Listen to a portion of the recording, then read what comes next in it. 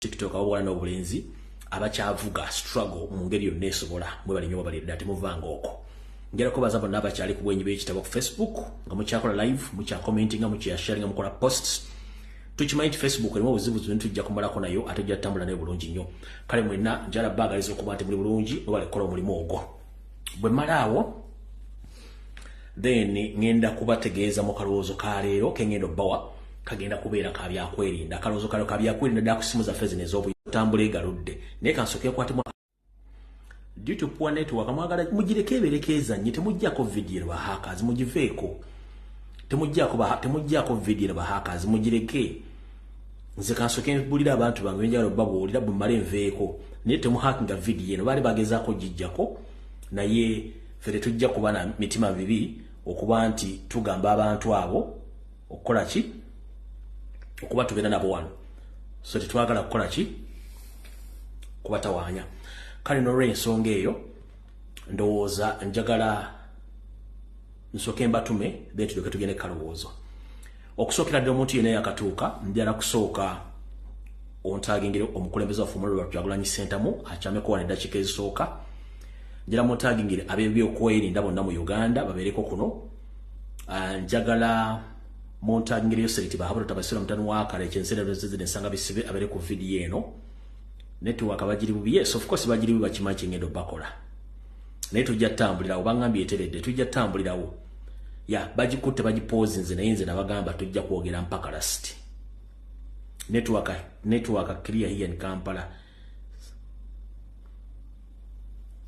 no tugende maso tuwali kyakola tujja gena nayo nze wano bagipose nze giraba ne abantu bajja giraba. Alright. Kati bwe maluba tuma abantu abo njala tandike video mpola mpola. N'akalowoozo ka leero okwerinda sibuti ensanafu etambula egaludde. Buno mpaka njala bugende mwenna Bannayuganda ne ba comrades abalina Facebook accounts ne Facebook pages. Atufunye obulumbaganyi bwe bulwa.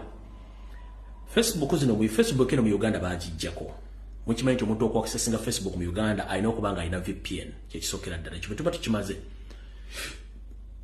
bahakinga page zaffe ne baziddiza ne batandika okukolerako ebintu by'ekisiru kati process y'okuhakinga yabalemye kati batandise kusindika message nga zijjira ku messenger zino nga bagamba nti okone mu link eyo bakubuulira ebigenda mu maaso ku page yo nga message eno esomanga eva ku Facebook neberako guest number Facebook teba na guest number wetwogerere saa zino Facebook ekozesa computer zezoperatinga Facebook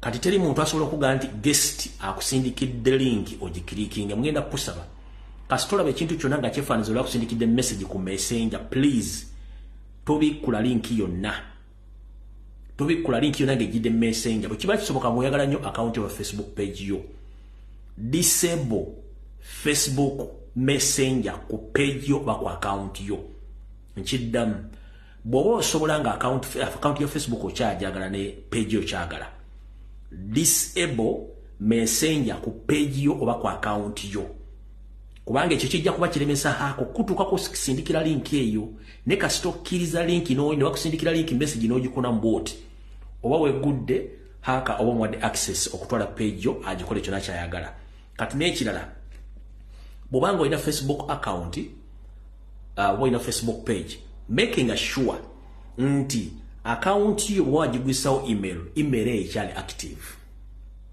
bw'oba wakozesa namba ya simu making sure nti enamba eyo ekyali active olw'ensonga amasimu gano bagabba bwe babba essimu eno Facebook account yo bagitwaliramu email bagitwaliramu n'enamba eri gye bagitwaliramu naye kati g'obanga ebintu bino biwandiika mu kitabo kyo wawandiika email address yo gye waggulisawo Facebook n'owandiika enamba y'essimu gye wateeka mu Facebook omwo n'owandiika ne password yo mu kitabo ng'obiterese oli ne bw'atwala essimu yo ogula buguzi simu ndala ng'odownloadinga Facebook ng'ogiteekamu ng'oyingiza email gye wakozesa oba essimu gye wakozesa ne password yo osobola okwedeza Facebook yo ne kasitobanga tokyalina access ku password yo tokyalina access ku email yo tokyalina access ku namba kiba kitegeeza nti Facebook ino bangu inako emitwalo 5 egy'abantu bakaddeko abantu babigenze kati ngenda kuwagaba omukwenda sibuti nkusaba oddire platforms zizo zonna kebere Twitter email gyowakozesa gituwandike wansi ogiteeko ne password yayo enamba y'essimu nayo giwandike mu kitabo togisuulanga ompulira bulungi nnyo era kikole ku TikTok wandika details zonna oziteeke mu kitabo wansi password email n'enamba y'essimu obiteeke wansi naye tokolanga nsobi n'obaako omuntu gw'osharingira ebintu ebyo byonna olw'ensonga nti kasita obisharingira omuntu oba ogenda kufuna omuntu agenda okuyingira mu account yo ekyo nga nkimaze togaba password yo ku muntu yina kuba ogaba password kiba kyangu nnyo haka okuyita mu account yo omuntu yinza okuba nga nnafu nga teri sekiwa najja nayingira mu account yo n'agitwala n'oba ng'ofiiriddwa account naye ng'ekikulu kya byonna funa akatabo wandika password yo enamba y'essimu email address niba batutte essimu osobola okuddamu n'ofuna account yo zonna zoba okozesa social media dani okubanga wabiteeka mu mutwe osobola okufuna obuzibu oba ofuna stress ebintu ebimuli bikuva mu mutwe oba si kyekyo osobola okwerabira email enamba y'essimu kiba kizibu ogirabira naye bagitwala time gy'otwala okureplacing enamba eyo kiba kitegeeza nti oli asobola okufuna access ate duplicating enamba eyo nabanga na access ku details za account zo so njala bategeeza mwenna abalina Facebook account toddamu kugula link yonna gye bakusindikidde olw'ensonga bajja twala account yo kekabadde akalowoozo kaleero katugende ku kigula kyaleero tutandike video mutereevu kati ekigula kyaleero njagala kigendererwa comrade mwenna abali mu struggle abakola live streaming ku Facebook ku TikTok nabo abakomentinga era ku TikTok ne ku Facebook namwe abayina enamba z'abantu musobola okubira njala mumpuliriza bulungi nnyo ekintu kino wammanga njala tukyusemu ekintu kino tugenda kikyusa tutya tukimanyi bulungi nnyo nti mu Uganda okufuna omulimu si kyangu ate tukimanyi bulungi nnyo nti mu Uganda ensi egenda ekyuka kati okuvuma mulimu naddala mu regimu ya Yoseriti bahabulwa nti okuva edda abantu baali tebamutegeera nti akozesa nnyo kye bayita blackmail propaganda divide and rule ekibadde tebakimanyi bazadde baffe neffe tukitegedde kati nti bw'aba n'akuba omulabe we amusiiga ettoomi ng'akozesa TV, radio, bannabyabufuzi, bannamawulire okwonna erinnya ly'omuntu yayisewo kyayagala kati naye bw'omukozesaako doctrine y'emu oba enkola y'emu kimuluma nnyo n'okusinga ate ye bw'akikozesa ku bunne kyolwaga nti Sseruka Wamayu tebakwata kulire ng'akola ki ng'awoloma kati njala kubazikirira akakodyo kamu kaakano olwaleero mu Uganda wetwogera teri muntu avumiddwa mu byabufuzi bya Uganda nga bwe kiri olwaleero bavumirwa Kyagulanyi Ssentamu ku ssente z'omuwoomusolo njala kubuuza waliwo omuti gw'emiyembe ogutaliiko miyembe gwe bakubako enkonyo otewali kitegeeza Kyagulanyi yaliko ki yaliko amaanyi kati bafuba nnyo okulaba nga bamuteekamu ssente abantu bamuvume naye nga buuza amuvuma alina kitalina kubanga bayamba ye naye yonna tetugenda kwetoola nga bajja okusaba eryato enkola egenda kubeera bweti tukimanyi bulungi nnyo nti abaana abo bowala abavuma Kyagulanyi ku TikTok, Facebook n'emikutu emirala basasulwa nsimbi wakati w'emitwalo 5 omwezi n'emitwalo 5 buli lunaku okuvuma Kyagulanyi kati bwe tuba tubategedde nti abaana bano bali ku mulimu ng'ate mukimanyi bulungi nnyo nti kaobeere ggwe ng'oli ku mulimu oprotectinga nnyo omulimu gwo ne mukama waba akuwadde omulimu nkiddamu kobeere ggwe ng'oli ku mulimu oprotectinga nnyo mukama waba akuwadde omulimu n'okuprotectinga nnyo akalimuko bintu bibiri byanjawulo omuntu oba akuwadde omulimu omuprotectinga nnyo ate n'oprotectinga n'omulimu gwo oba kankidde mu Luganda nti abaana abavuma Robert Kyagulanyi Ssentamu guli bagufuula mulimu kubafuna ssente kyekisooka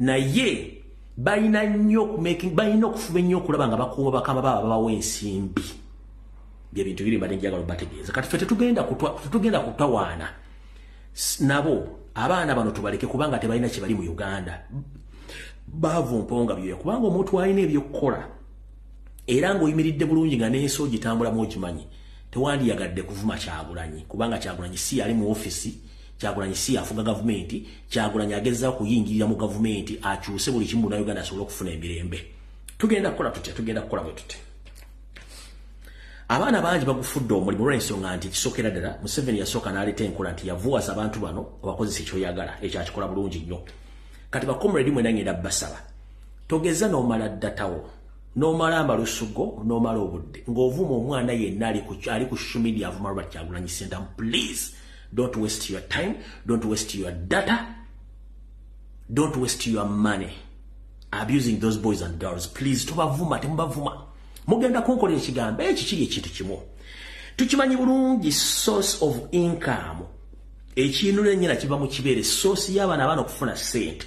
Sente zino ziva wayo seriti bahabulwa mutabani wa kale kinsire bino tuzede nsanga bisibe. Njagala onkalakatire mu 7 from Monday up to Friday bana abaana besonyiwe. Sente ndala ziva wa muhozi Kanyarugaba didigi. Njagala onkalakatire didigi.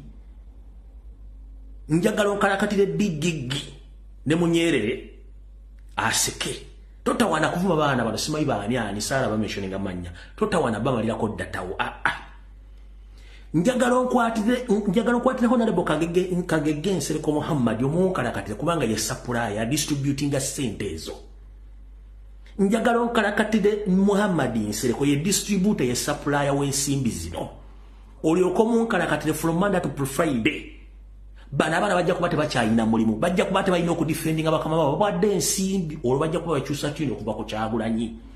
Buli lubaleesinga bwati namwe muleesinga nga muva bakama babo kuno okuliyo seriti bahabulwa yasasula muhozi nazireetera Nsereko nazituusa ku baana bano. Kati bana abaana omala biseera ekisooka omwana tagenda kwesimbawo mukitegeera bulungi nnyo, talina kyafiirwa anoonya kyakulya yanoonya mulimu. Kati gwe tomala budde bwo ku baana bano simanyi awe muddako. No, don't waste your time.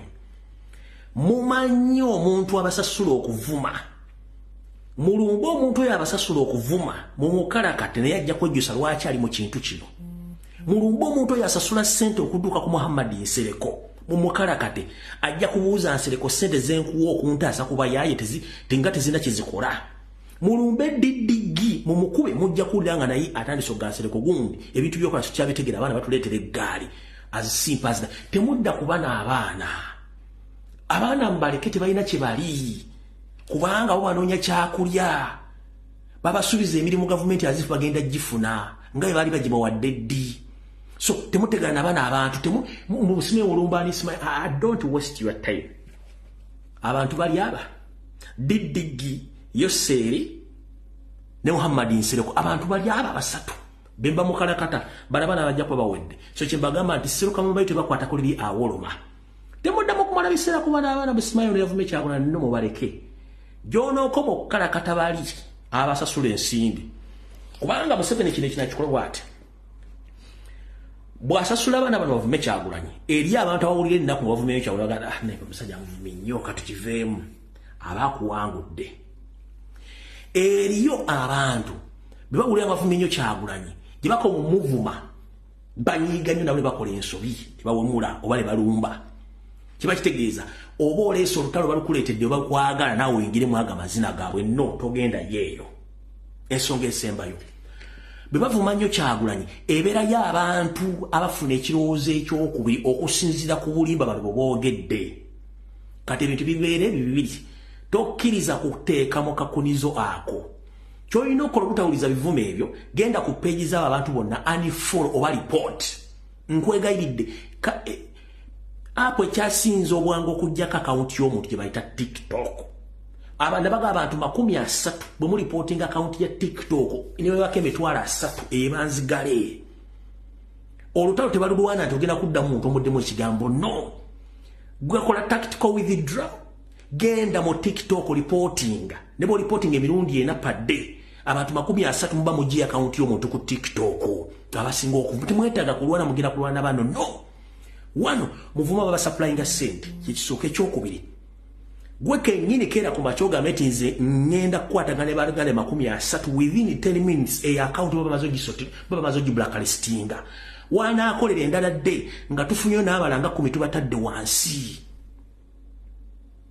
Mukitegeera unfollow, block and report.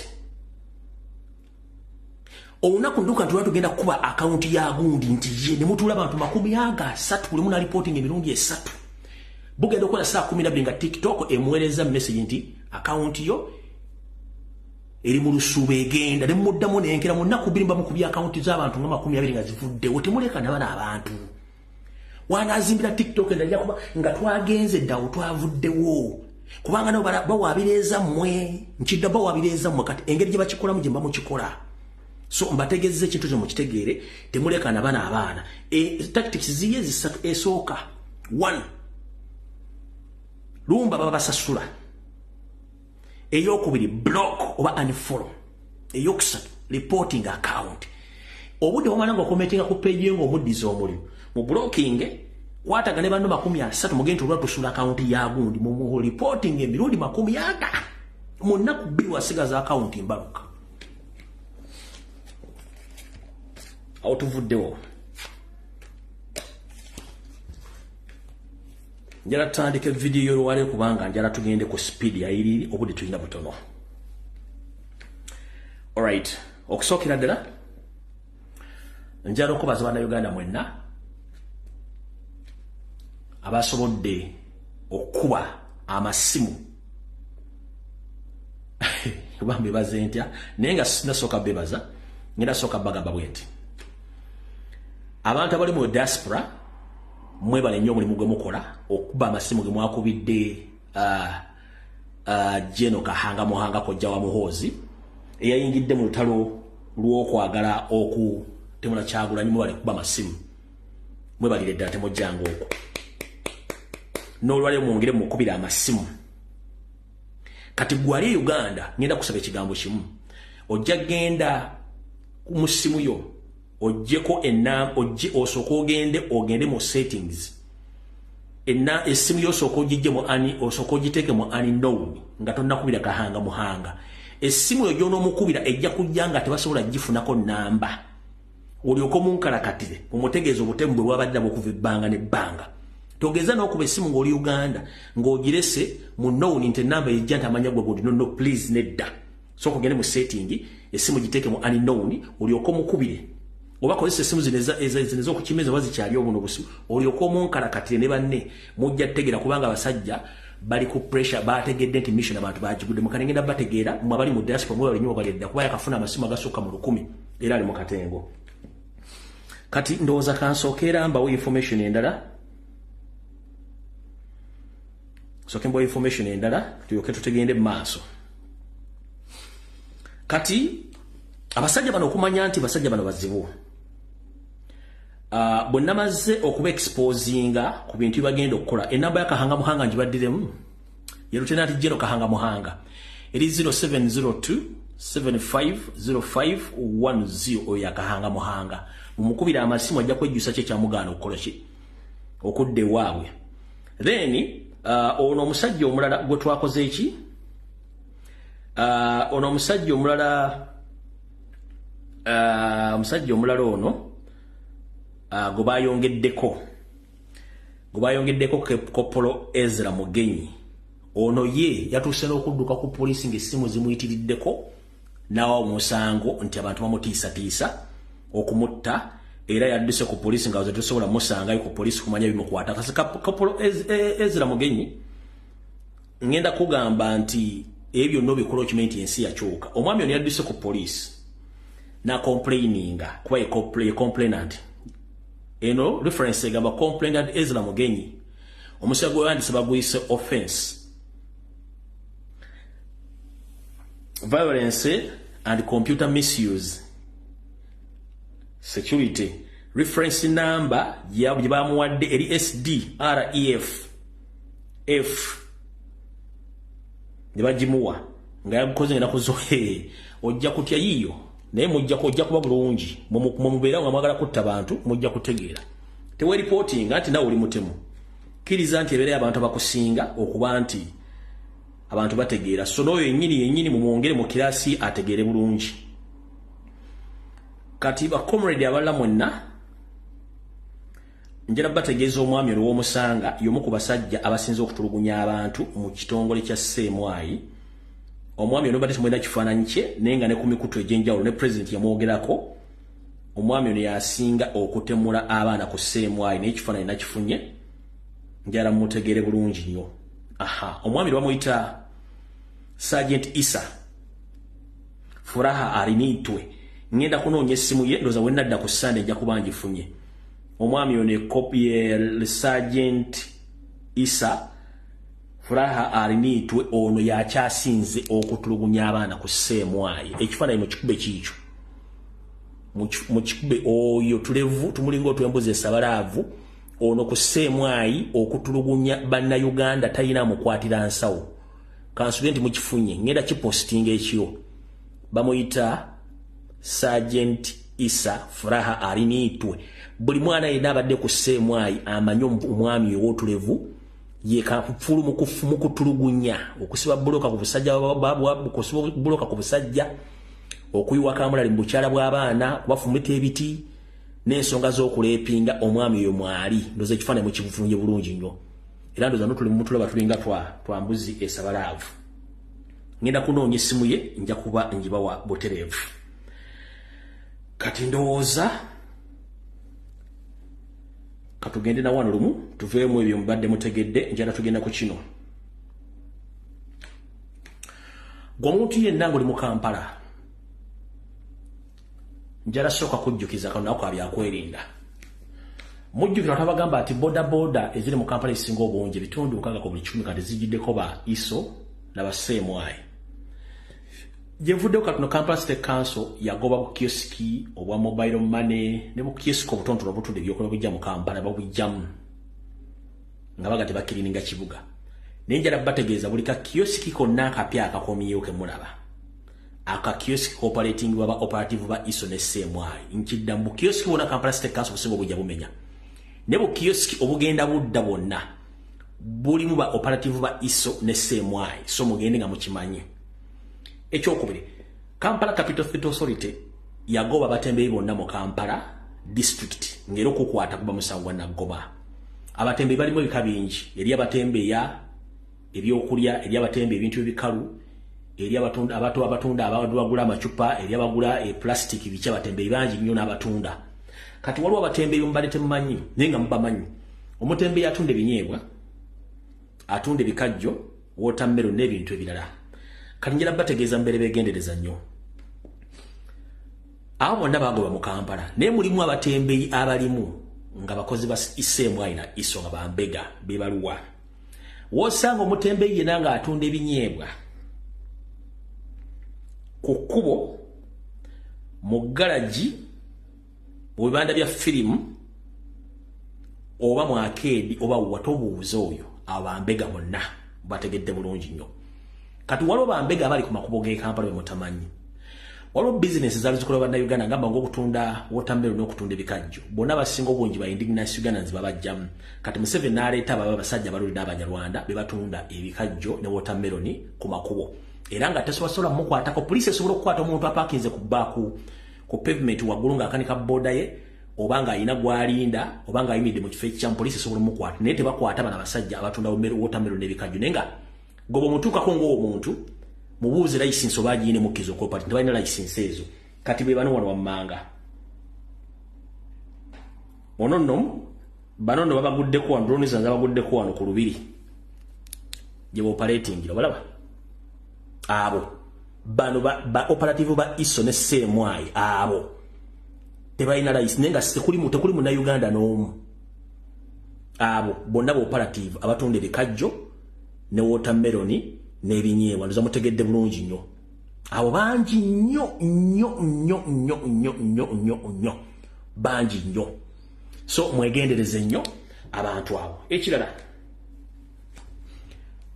tokkirizanga mutembeyi kujja konkona ku kisaakaate ky'omuno omuggulira n'ayingira mu kisaakaate kyo ojja kuba weeretedde akanyambige tokkiriza muntu yenna mutembeyi oba atunda ngoye oba atunda kinajja n'akonkona ku kisaakaate kyo n'omuggulira please totegana ojja kuba weeretedde obulwa awo tuvuddewo tugende ku nsonga eyatuleese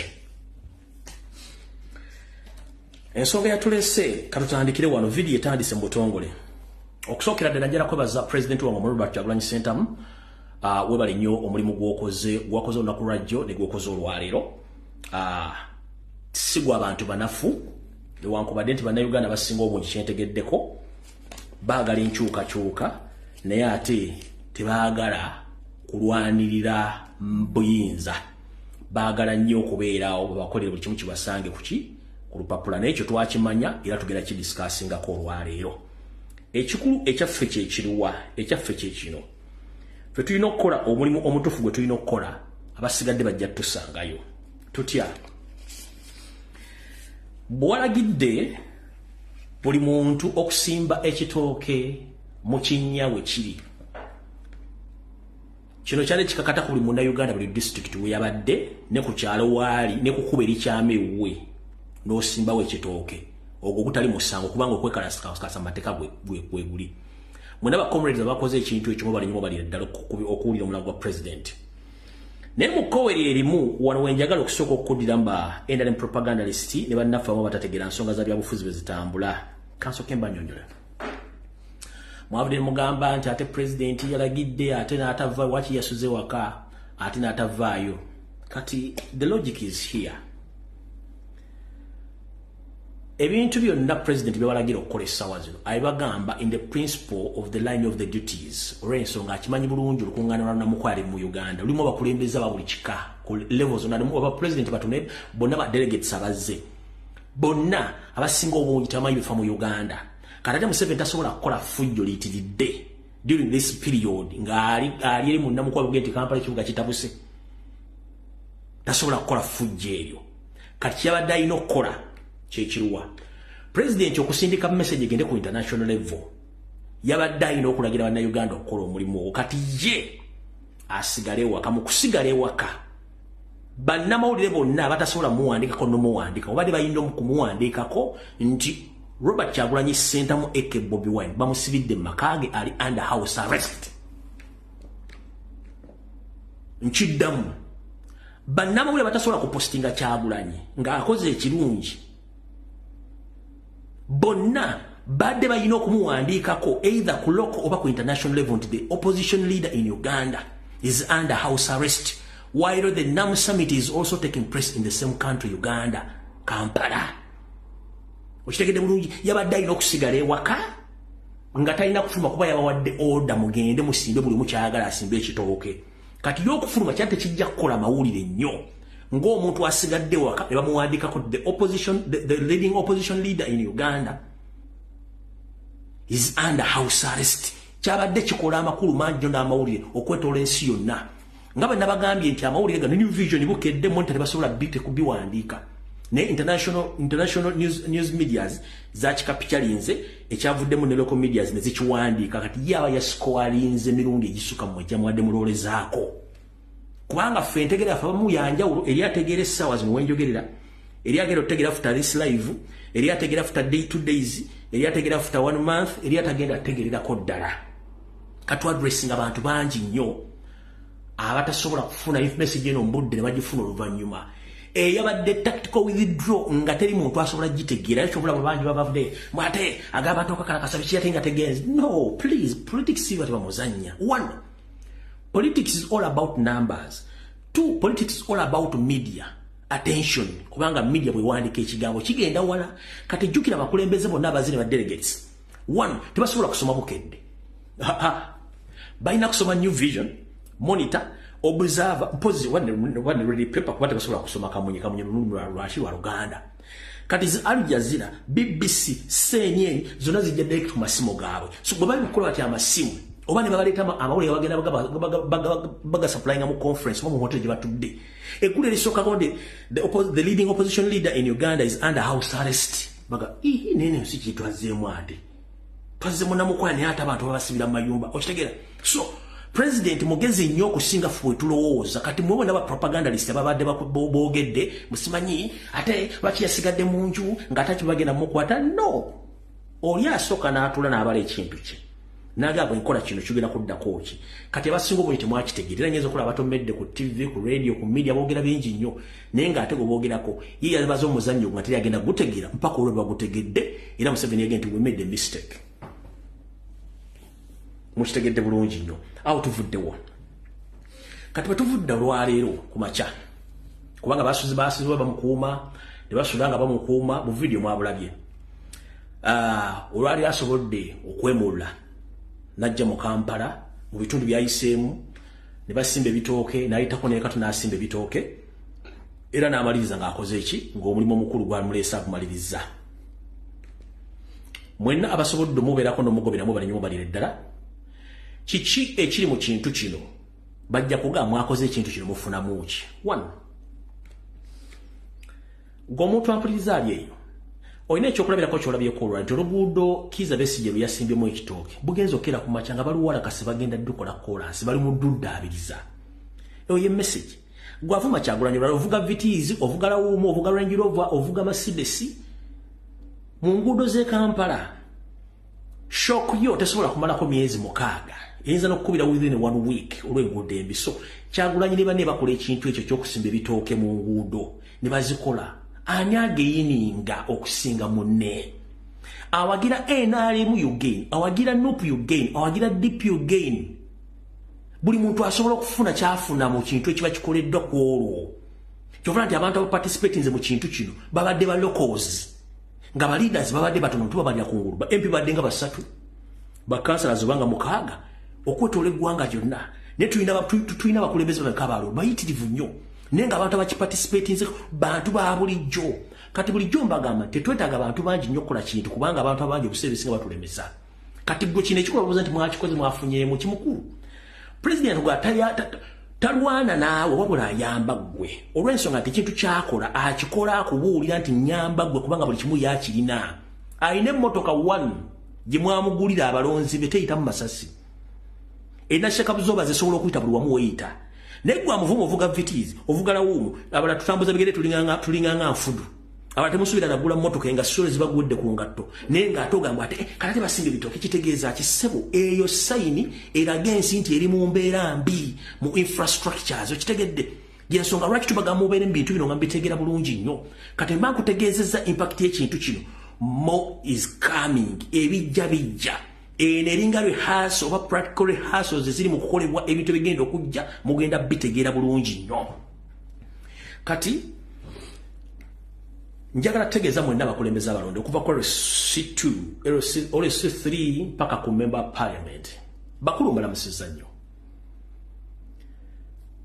kansulete muli bulungi abasinga obungi temwalabiseeko mu kusimba ebitooke n'okukubiriza abatuuze okusimba ebitooke. Tosala gwakawala nga tonnawuliza gwaki gwakalenzi naye ngenda basaba ku lw'abalonzi bammwe n'obulumi bwe balina bataata omulimu gwe twatandiseko president gwe yatandiseko tegwatandise ebyo tugenda kukomajjo tugenda maaso. Uganda erina ebizibu bingi nnyo bino ebintu bye tukola essaawa zino kabe Kyagulanyi ng'afuuse president abikola naye bagenda bimukola. I'm well loud and clear. What we are doing right now, even if Bobi Wine becomes the president of Uganda and he doesn't do the same, other people, they will do the same things against his regime. Ebintu bye tukola okulabisa amalwaliro enguudo enfuga embi okuwambibwa bye tukola olwaliro okumulisa Museveni ku byatakoledde eggwanga era naye mu regime abazi nga Kyagulanyi president n'asuulebwa nabo n'atakola bintu era abantu bamwe bagenda mmulu bamugenda nti ebintu byokola tebikwatanga ne byetusuubiza. Okitegeera kati gwe omukulembeze omulonde atasobodde kuŋŋaanya abantu kubaga tugetu bane tubasaba omulundi oguddako oba nkibadde mwekuŋŋaanye kubanga politics is all about activism. Kuteeka bikolwa mu nkola kwemulugunya kuteekawo bintu abantu balina okutegeera mukitegedde bulungi nnyo kye tukola olwaleero bajja kikola muri jimu empyangeze nti naffe tulemeddwe okukola bali mukola kibali mukola kyetugezaako okubalaga. Kati gwe omukulembeze atasobodde kujja sigenda kunenya kuba tewatuwadde ensonga ate saategerwa lwaki tewazze naye bwe tubanga ffena tuli ku kozi y'emu yakujjako Museveni yakulabisa Museveni nga tetunoonya bifo kutula mu yafeesi kiki ekyakuganye okusindika abantu bonawe kennyini okujja okweta mu kusimba ebitooke kubanga president bwakugamba nti afande sirwana naawe aba akutegeeza kino.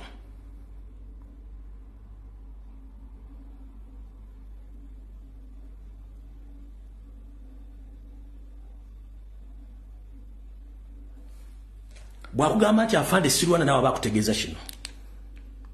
Buli wabadde wasiikanye okuyita ku kkubo lino abatuuze basimbyewo ebitooke n'ebiti nga bagamba nti ligwana kubeera nga nnimiro. Poliisi eyitiddwa okukkakkanya embeera era abaserikale ne batandika okuggyamu ebiti n'ebitooke ebibadde bisimbiddwa mu kkubo. ogambye buli muntu alwane ayiye bwayitawo nga bamaze okubijjamu omugoba waabwe asimbudde emmotoka bayitewo okweyongerayo kyokka neeremererwa.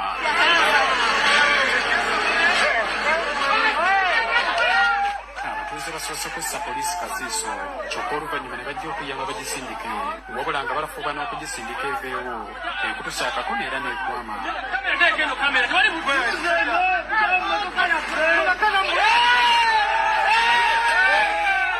Kino abatuuze kibawadde ekibbo ky'enseko ne bakyomera poliisi nga nayo weerozezza ku kibayitamu.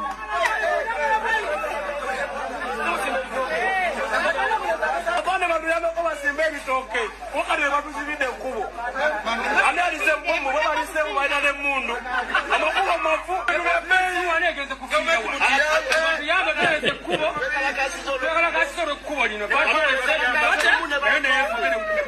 wabaddewo ensiitaano emmotoka ezisomba obusenyu bwe zizze nga zaagala okuyitawo.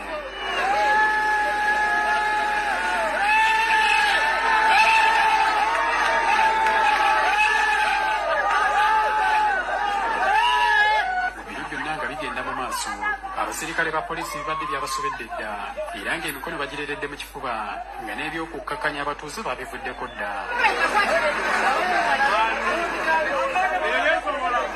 Disitulikiti y'e Nakaseke evunaanyizibwa ku kilomita ezisoba mu 400 ez'enguudo kyokka ensimbi ezigiweebwa ku mulimu guno ziri eyo mu bukadde 5 zokka. Mu kiseera kino eky'enkuba amakubo mangi mu disitulikiti eno tegakyayitikamu. Habert Kamoga, NTV ya Kawungezi.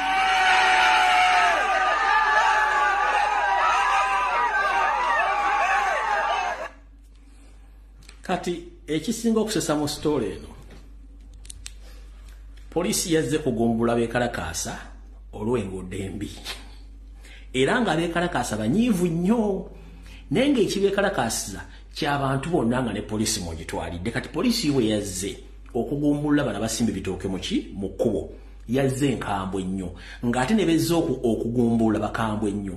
Kati yo ndereeta emmotoka yo ng'emaze okukola ki emaze okujja ebitooke bajjeeko ebitooke bitadde ebbali naye eyise emmotoka yo eyongereyo yatambudde kondo za mita nga 3 n'egwa mu kinnya yo poliisi ndasa abantu bajjambeko basitule emmotoka yaayo ne bagezaako nekigana. Kati ddo bagezaako kuvuga emmotoka yagije mu kinnya n'ekutuka akakono n'ekwama enseke ezabadde ate mbeekalakaasi nga zisingana abapoliisi bazze ku mabbali nga bayimira. Kati kibaga nti afande sirwana naawe wabula nkuyamba buyambi kyeŋŋambye mwenna bavuma Kyagulanyi n'abamujolonga Kyagulanyi talina Kyagulanyi yeesobola ng'omuntu ne famire ye naye ayamba gwe yeesulire gwa naggamba okitegeera.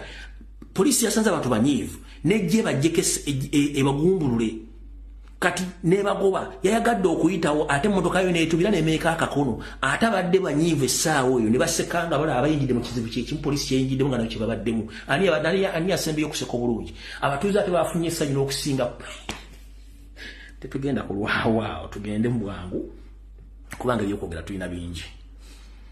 Alright, abakulembeze mbagambye omulimu gwe mulina okukola awo tetugenda kulwawo njala tutandike video bulungi nnyo buli muntu abenga ategeera. Mbazanyira akatambi ka president ke mwagala okujjako njala kwebaza n'omukyalo ono member parliament akiikirira Soloti nendoze tugenda oluvannyuma. Katutandike ne ekyabantu okubrimega Robert Kyagulanyi Center mu kibagambye mu kitegedde bulungi nnyo na information ikasoke eyo njiteeka mala okuyisa kwene eri one wait.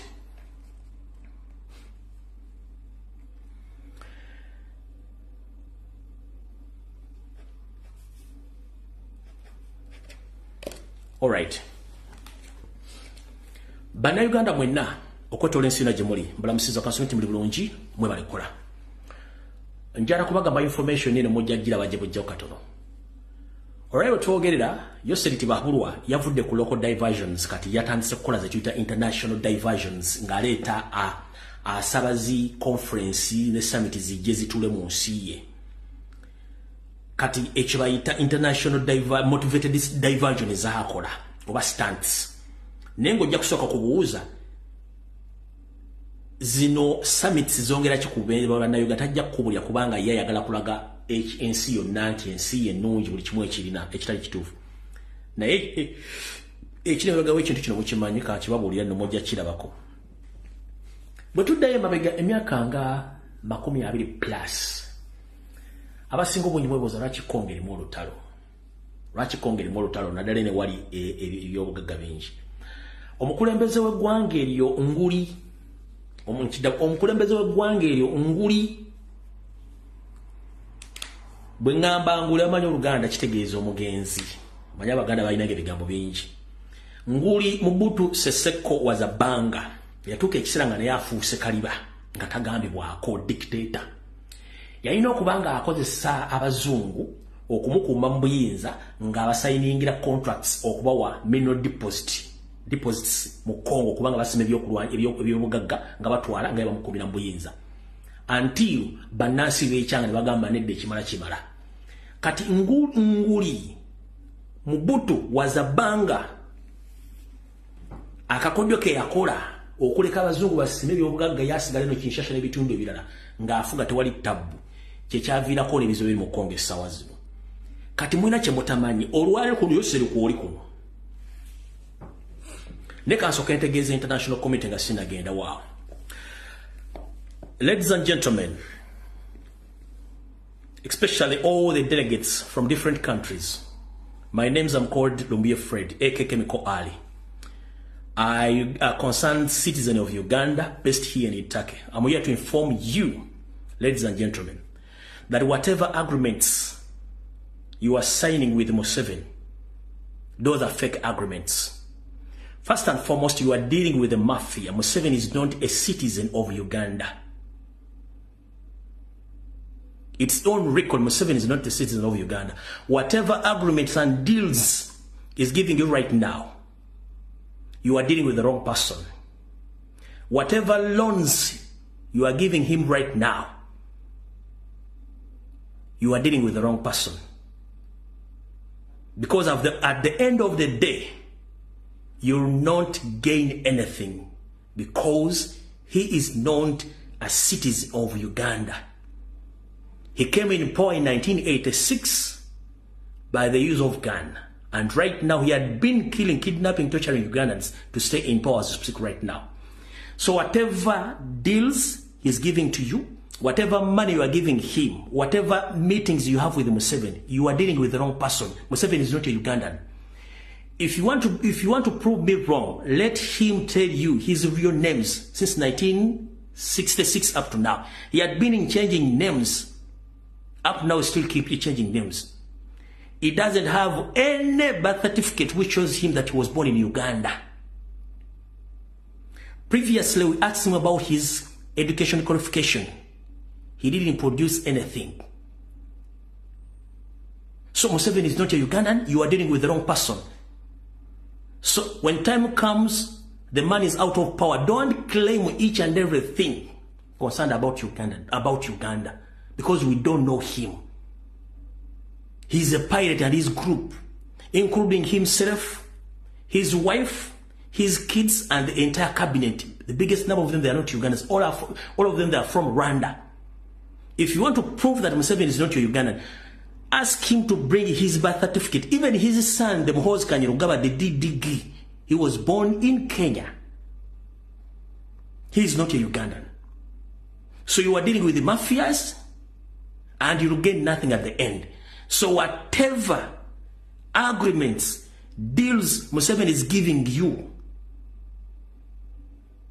you are dealing with the wrong person.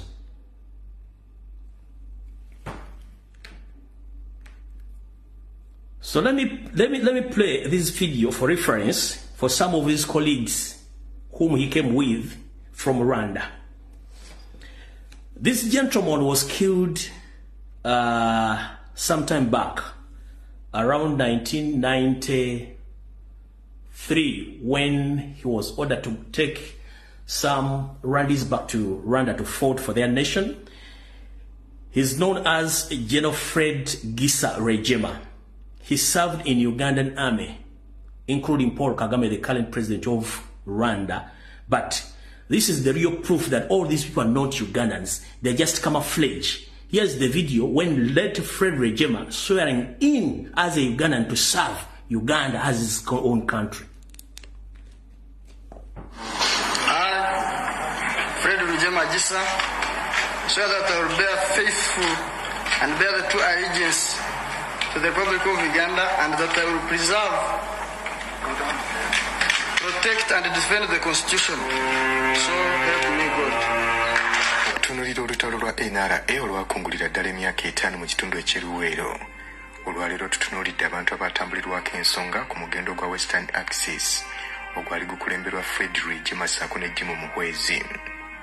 Ng'ennaku z'emyezi 30 omwezi ogwokusatu 1985 NRA yayawulwamu ebitundu bibiri era ng'ekitundu ekimu kye kyali kikulemberwa Fred Rujema nga kino kye baakazaako ekya Western Axis. Mu kiseera kino chairman wa High Command wa NRA Yoweri Museveni yali yatambuddemu ng'ali Sweden ng'agenze kulaba ku famire ye. Okusinziira ku musajja mukulu Yoweri Museveni agamba nti yatambula okuva eruweero ng'ennaku z'omwezi 12 ogwokusatu 1985.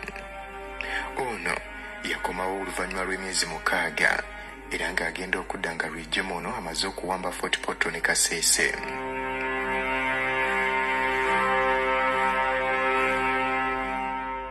Omukulu ono okugenda gwali mulundi gwakubiri ng'ava ku front line era ng'ogwasooka gwaliwo mu June 1981 era nga nagwo yamalayo myezi 6. Yadde ng'olutalo luno lwakungulira ddala emyaka 5, abamu ku balwanyi bagamba nti mukama waabwe mu nsiko yamalayo myaka 4. Wabula ye musajja mukulu Museveni agamba obutabwerawo kwe mu nsiko yalinga alina emirimu gy'abaagenza okukola okugeza ng'okunoonya emmundu. Abamu ku baazirwanako bagamba nti omukulu Museveni bwe yavanga mu nsiko yagendanga okudda nga waliwo obuwanguzi obutuukiddwako era nga Salimu Saleh yabumutegeezanga. Abamu ku baazirwanako baategeeza nti singa omukulu ono Saleh yamutegeezanga nti ebintu tebitambudde bulungi tebasuubira nti yalikomyengawo. Ekiwayi kino ekya Western Axis ku ludda olw'amagye kyali kiduumirwa Fred Rujema kyokka nga ku ludda olw'ebyobufuzi kyakulemberwa nga Vice Chairman wa NRM Moses Kigongo. Jim Muhwezi yali akulira ebya intelligence ate nga Chief Ali yali aduumirwa battalion ey'11 era ng'ono yakolanga ne Kano Samson Mande era nga mu kaseera bwe baawambira Kampala Mande yali aduumira battalion ey'15. Abamu ku balala abaalimu mwalimu Kano Nuwe Amanya Mushega ssaako ne Kano Tom Butime. Battalion ey'okutaano Brigadier Stephen Kashaka gye yaduumira ne Kano Ahmed Kashiringi yawerekerako Rujema okubeera nga bamuyisa mu kafo akaali kagambibwa okubaako obulabe ak'ebukomero. Era nga mu kifo kino Stephen Musisi we yafiira bwe baali nga bamaze okutuusa Rujema nga bo baddayo mu kitundu ekyeruweero. Era nga bonna abaali abalwadde n'abaali nga si balwanyi baagenda n'ekibinja kino ekya Rujema. Era tetugenda kulwayo. So the international community, whenever you are in NAM Summit, you are dealing with the wrong person. Whatever agreement you are doing with 7, those are fake agreements. We don't know, and we are less concerned about all those agreements. The reasons to why that gentleman organized those summit, because he was chased away from getting loans or to access loans from International Monetary Fund, World Bank, the Islamic Bank, Africa Development Bank, and other big institutions where he can get loans. So now he's stuck without money. So he had to bring or to organize some groups of individuals to come in Uganda and be given areas of operation. I'm coming down there to show you. So mutegedde bulungi bana basajja bonna si bana Uganda. Kati okubazzaako eri emabega njagala tusooke tuzannya akatambi nako mukategeere. Omwami ono Yoseri yabagamba nti yayina tatekala abantu 27. Naye tugenda tugwa ku information yabaga nti abantu balina information mugituwenga. Bukyanga bulambu bubeera toyogera ko kintu kirimu malizima agamba neno video mugera kulenga kigamba agamba we deceived embassy lole yabatwala okulumba kabamba eyagisaba yali musajja Muganda naye gobagisaba yali musajja eyagisaba yali musajja bagisaba musajja Muganda ne bamala mulimba notwala lole wewulirireko. This is 1986 and the 6th of February. On this same day, 5 years ago, 27 of us left in a lorry from my house. Yes. The house in which I was staying in Makindye, and went to attack Kabamba. We had directed the target carefully, and we knew what was going on inside the barracks. We managed to deceive one businessman into giving us his lorry, which could accommodate us, as well as cover us from public view, because we left in the evening around. We had directed the target carefully. We deceive what was going on inside the barracks.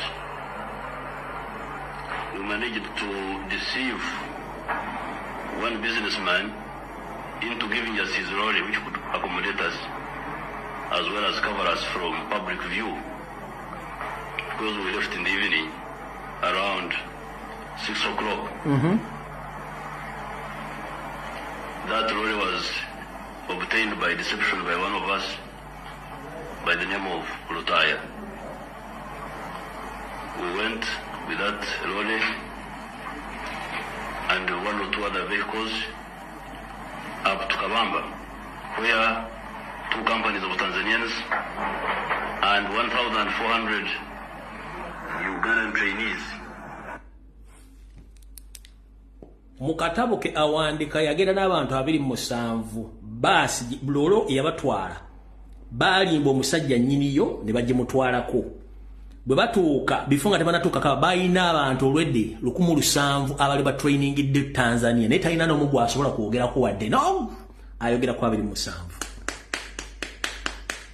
kaka badde mu katono nnyo wano abantu bano 1700 bayogerako where two companies of Tanzanians and 1,400 Ugandan trainees were 1,400 Ugandan trainees. Talina wa mentioning linnya lya abantu bonna mwebina abaali bavudde Tanzania okumegattako ye abalaba bya 27 era akugamba 27 bwe bakuba barracks namba kye bayita barracks mukimanyi bulungi Kabamba kuba yali barracks esinga obunene mu Uganda naye akugamba 27 bwe bakuba barracks awompitidde obuyitizi kali kansoke mbanyonyole okuva Namukwaya summit we yatandise wegenda okugwe wakyaliwo ne summit nyingi zigenda okujja kuba katono yakijje ku local level nga ayagala capturing international media nga agisiga ekifaananyi nti Uganda eri bulungi nnyo era esobola okutuuza buli kye baagala olw'okuba nti babajje mu AGOA tebakyasobola kufuna ssente mu World Bank na kufuna ssente mu bitongole ebirala kati ayina kufuna ababba ssente mu nsi endala ne bajja bakola ssente nga bazikyusa okuzifuula entukuvu kye bayita money laundering. Mu process ya money laundering yagenda kufuna mwatya wane wali okulya n'okukomba essowaani bano bonna abazze mu summit eno bage abamu ennamba esinga obungi bagenda kufuuka ba investor ne bagenda ku investinga mu ki guno gwe bayita omusumaali ogusembayo mu ssanduuka ya Uganda ogitunda nga mbadiddeyo okukebabega mu bintu by'e Congo nakyemalira mu buto bwe yakolanga omusumaali ogusembayo gwegulwa mugenda for the first time mugenda kulaba kye tuyita massive land eviction okwetola eggwanga lyonna nkiddamu mugenda kulaba kye bayita massive land eviction oba evictions across the country ewali rich in mineral deposit okwetola eggwanga lyonna mugenda kulaba kampuni ku kampuni eno eweereddwa okusima ekyobugagga egindi eneweereddwa okusima ekyobugagga gindi eneweereddwa okusima ekyobugagga zonna kampuni bagenda ziwa contract naye nga contract zino Museveni ye kyayagala kufunako sente baka portion nga ta investinzeemu yafune ka portion akake abere ne sente ze aleke bali bayukulebe bugagga nga tebalina akoki tebasasudde musolo tebala kibale sigwanga yafunye ko sente sobola kuddukanya byabufuzi bye kyekiriwa mu nsi ezaakulaakulanya ba investors bajja okuinvestinga sente 1 ekitundu kyennyini ekirimu ebibagagga bagenda osima basooka kuteekawo infrastructures ez'abaloko bannansi bali mu kitundu ekitebabagobaawo ate labe nyiri basooka okuwa emirimu job opportunities naye bano bagenda kujja bagobewo kati ekirala ebintu bino byonna ebiri mu Namu Summit njagala muganda wange ombuuzeeko ekigambo kimu oba ombuulizeko ekigambo kimu onna wooli. Omwaka mulamba gwe tukubye ennyuma oba emabega wali owuliddeyo ssetteeserezo w'eggwanga nga bateesa ku kigambo kyonna ekirimu okukyaza olukuŋŋaana oli ku mutenda gw'ensi yonna ng'era n'ensimbi ezigenza okutuuza olukuŋŋaana luno zaayitako mu bajeti njaluddeyo vidiyo nga bateesa naye ng'ate ku ndagaano ezikolebwa mu Namukwaya Summit ziwaayo ebyobugagga bya Uganda byonna okubiguwa abasajja bagende babisime naye ng'ate ebyobugagga bya Uganda binabe bannayuganda birina okuweebwa nga biyise mu paaliyamenti nga bakkiriziganyizza nti kino nakino kyekirina okulwa ku bannayuganda. Kati mugenda kulaba kye bayita okugoba abantu ku ttaka mugenda kulaba nga mawulire ti kampuni gundi bagiwadde okusima ebyobugagga egindi eyo yefunye. Kati kampuni ezo zabatamanya nga babeera mu nsi ezo nga banabo babbiyo ssente baagala zirongoosa kyembagambe kye bayita money laundering beefuula ba investor bakola companies ne bayisaamu ensimbi ne bazikolamu amagoba ne ziryoka zidde mu nsi zabookotola ensi zonna nga ssente zifuuse entukuvu nga bazikozesa ekintu kye tuyita money laundering okukyusa ssente ziteeka okuzijja mu bukyafu n'ozifuula entuufu nga muzinvestinze. Kati bagenda kugaba ettaka lyonna abantu aleko bagobe ebyobugagga by'eggwanga byonna babisime babitwale. Mukitegedde bulungi nnyo. Mu nnaku ntono nnyo mugenda kusoma nga bukedde New Vision, Observer, Red Pepper, kampuni gundi bibale byavudde mu Namukwaya Summit.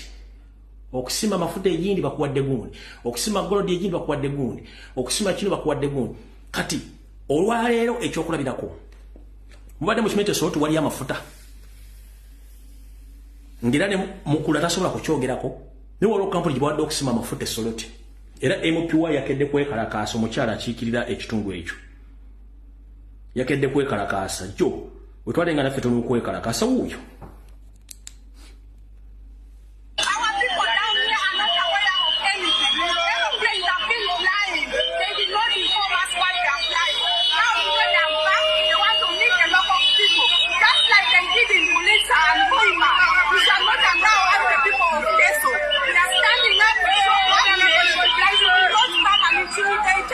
On our own land and minerals. You must come and meet the leaders.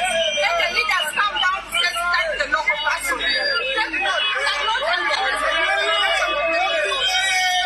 we are saying what has our vessel in this exploration and when the mining time comes. That is why we are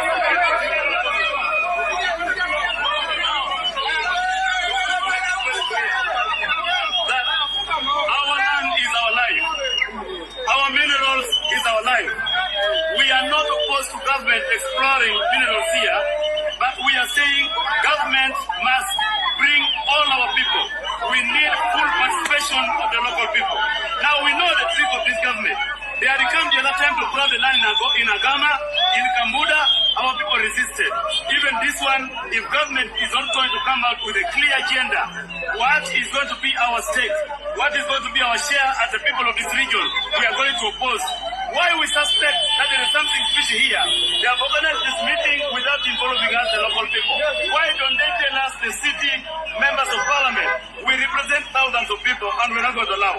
This one here, we are ready to pay any price and our blood will not flow in vain. If they want to kill, let them kill. If they want to take us to prison, let's take them to prison. For the right of our people, we are here to stand for our people. And any price we shall pay. Let's go! These are the photos of exploration. Let's actually see what happened here. As for the MPs of Pasoro, everybody from the city and the MPs, West Africa, the protest and politics. Ndoza mutegedde. Ebimu ku bintu ebigenda okuva mu butabanguko bugenda okuva mu meeting eno kubanga mulimba mafias abasinga obungi. Abazze nti bagenda ku investinga sente ng'ate balina ekigendero ekyabwe so mulindeko bingi bigenda kujja mujja tegeera.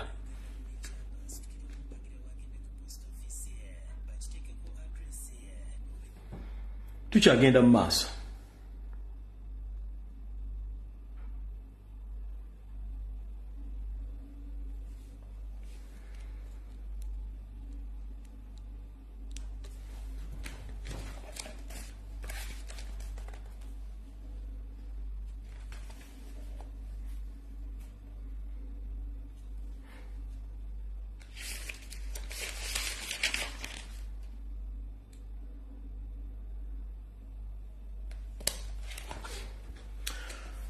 nga tuli ku social media kuno abasinga obungi tuli balowooza tuli mu kusiwansana ku mazzi bye twogera tubitegeeza ate era tebirina makulu naye nga bagamba nti amamesa amagi tegeesimira bunnya ekituufu era gamba amamesa amagi tegeesimira bunnya nze ndi musanyufu olwa comrades mwenna ne bannayuganda bavudde okulaga obutali bwenkanya okwekalakaasa okusimba ebitooke naye ebigambo byange bino bijja okutandika mu session eddako njala mbiwulirize bulungi mbikwate bulungi nga ngenda sinzira katambi kana ka Yoseeri mbawe mutegeere katambi kano kali omukulu era kinaana mukawuli bulungi nnyo Yoseeri nga atokomoka omugambo.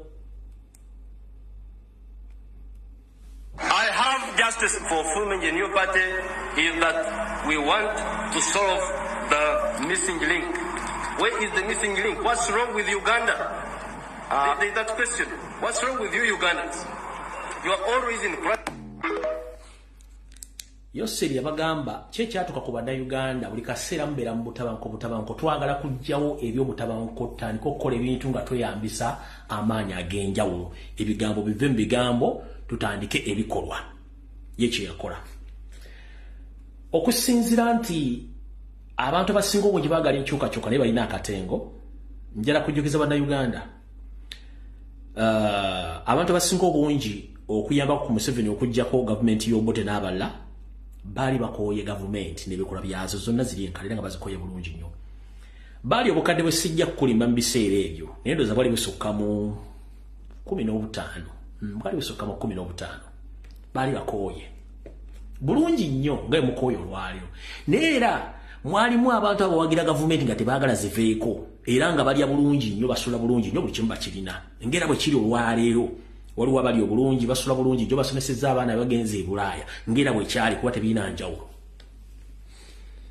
nga nabo balina obuyinza obuwamba n'okutta naye Yoseeri talina lunaku lumu yagamba nti ninze obukadde 15 bonna tusikona bwe tugende tukole ekyokukyusa gavumenti yakikola yasimbula n'abo 27 yali yeesiga n'abalala ne bamwegattako. Lwaki njagadde okukola statement eno kansooke mala okutegeeza bakomrade bannayuganda mwenna omukulembeze omululu Robert Kyagulanyi Ssentamu ffenna gwe tukkiririzaamu yakutte emmuliso okututwala ffenna gye tulaga naye kyangu nnyo Robert Kyagulanyi Ssentamu omuteeka mu busibe obw'omunju n'atafulumamu kye tuyita house arrest. Mwagala tugamba nti bwe bateeka president mu under house arrest okukyusa eggwanga kukomaawo nedda singa president taliiwo ffe bannayuganda tusobola kwekolera kintu kino amazima gali ntusobola okukikola era president abanga ali mu house arrest still tukyosobola okukikola kasa tufuna okukkiriza kwekulwa okukkiriza kwekuno. Omukulembeze bwe yali Katonga yabagamba nti tulina okukozesa buli nkola yonna esoboka okuggyako regimu eno nga twekalakaasa n'abasobola okukola emirimu egy'enjawulo gamba nga okukozesa amaanyi kuba mu constitution ekukkiriza nammwe muli baddembe naye provided nga nze siriimu nzize ebbali kubanga bajja kugamba nti nze omu ku bantu abakoze eki abakubiriza abantu okukwata emmundu. Mu mateeka amatuufu kiri bwe kiti Yoseeri engeri gy'atambuzamu ebyobufuzi bye abitambuliza nnyo ku kye tuyita blackmail. Kati ye bw'omugamba politician n'omugamba ne activist abantu bano babiri bombi tasobola baawula amanyi nti politician the same time asobola okufuuka activist n'amufuukira ekizibu. Kati ku international level n'ebyobufuzi biri ku international level omuntu yenna ng'oli politician tebakusuubira kweteeka mu layini ya kola bikolwa bya action kubanga ye Museveni olaalonga ebbanga lyonna zaagamba nti ab'oludda oluvuganya be bakola obuvuyo obuviirako okutta abantu. Kati tayagala muteeka mu kifaananyi ekyo kyonoona erinnya lye ku international level nti muyeekera ye Museveni kyagala okuteeka ku Kyagulanyi mu kimuyeekera bw'akuteekako ekigambo ekigamba nti muyeekera waddembe okukusalako n'akukwata n'akuteeka mu kooti marshal ey'amagye ng'akutaddeko buli kyonna ky'ayagala n'akusiba n'ebisumuzo n'abisula mu kayuyonjo.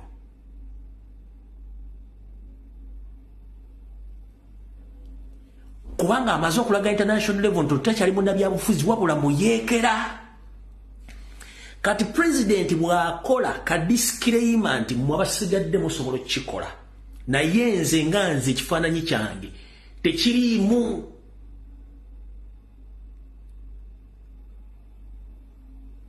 Era mujjukira byabadde ku CNN ng'amubuuza ekibuuzo yagamba nti tujja kukozesa enkola yonna esobola okuggyako Museveni singa n'akalulu kabeerawo akamazima bwenkanya tujja kukagendamu. Naye omuzungu yandikubuuzizza ogenda kukozesa enkola yonna okuggyako Museveni nkola ki? Babazungu bamanyi elections zenkola ezikolebwamu kukyusa obuyinza nkiddamu.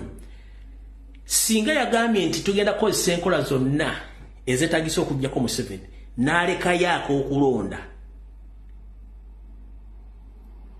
yabadde awadde Museveni omukisa omutuuma kyayagala. Ne bw'akuteerawaako okulonda aba akutegeezezza gwe muzungu nti n'okulonda nako yenkola y'emu esobola okuggyako ani dikiteeta. Kati n'omuzungu oba omukubye mupiira oba kitegedde bulungi oba omukubye mupiira naye yensonga kiyege nti nze olwaleero mbyogedde buli omu agenda akosa enkola gy'asobola azirogaazi nti nze tontaddeemu kuba ye Museveni kyatya atya ekigambo kimu kyekifaananyi Kyagulanyi ekyagalibwa mu Uganda nga kirina abantu bangi ng'ab'enkuyanja okubanga tekirina nziro yonna wantu kijja muleetera obuzibu kati alina okumakinga sure nti akiteekako enziro. Kati Kyagulanyi kyekifaananyi kyagezaako okukola ki okugjawo ekyo Museveni muteeka mu kanyeebwa ke nti Kyagulanyi muki muyeekera. Okitegedde ye Museveni avuga ekintu kye akivuga akitunuza Kyagulanyi muyeekera eki kyagaanye okukwata ate nga tekijja kukwata kubanga buli bwabadde ku international level agezaako nnyo okusetinga ebibuuzo n'ebibuuzo Kyagulanyi tebimulimu okukola ki okumutuukayo nga babadde abyagala Museveni. Kati yensonga ki yakivuddemu mujjukire bagenda nti omuzungu nswera ewali ekiwunya waayagala tagenda wantu watali kiwunya. Essaawa zino nawulira nti Museveni waliwo emmundu ezitokota egindi omuzungu tazija wa Museveni muga nti kyekigenda mu maaso yeetoola bwetoolooza eri ng'anoonya ku bali abakyankalayo bagamba mubadde mugamba mutya ate mwe baani kati mubadde mugamba mutya nsobola obbabeera babega kuba naffe omusajja oyo yatutama dda. Tagenda wa Museveni aba ayina engeri gy'ajja okunoonya mbali abakifudde bakitte ku hayire bajja okuno abayite ayinda abatuukako mu nkola yonna esooka we waayi kati nze mpagira mmwe naye nfuniramu luddawa kirage nti omuzungu anoonya ekintu ekiwunya tabeera wantu wayonjo yanoonya wawunya. Okitegedde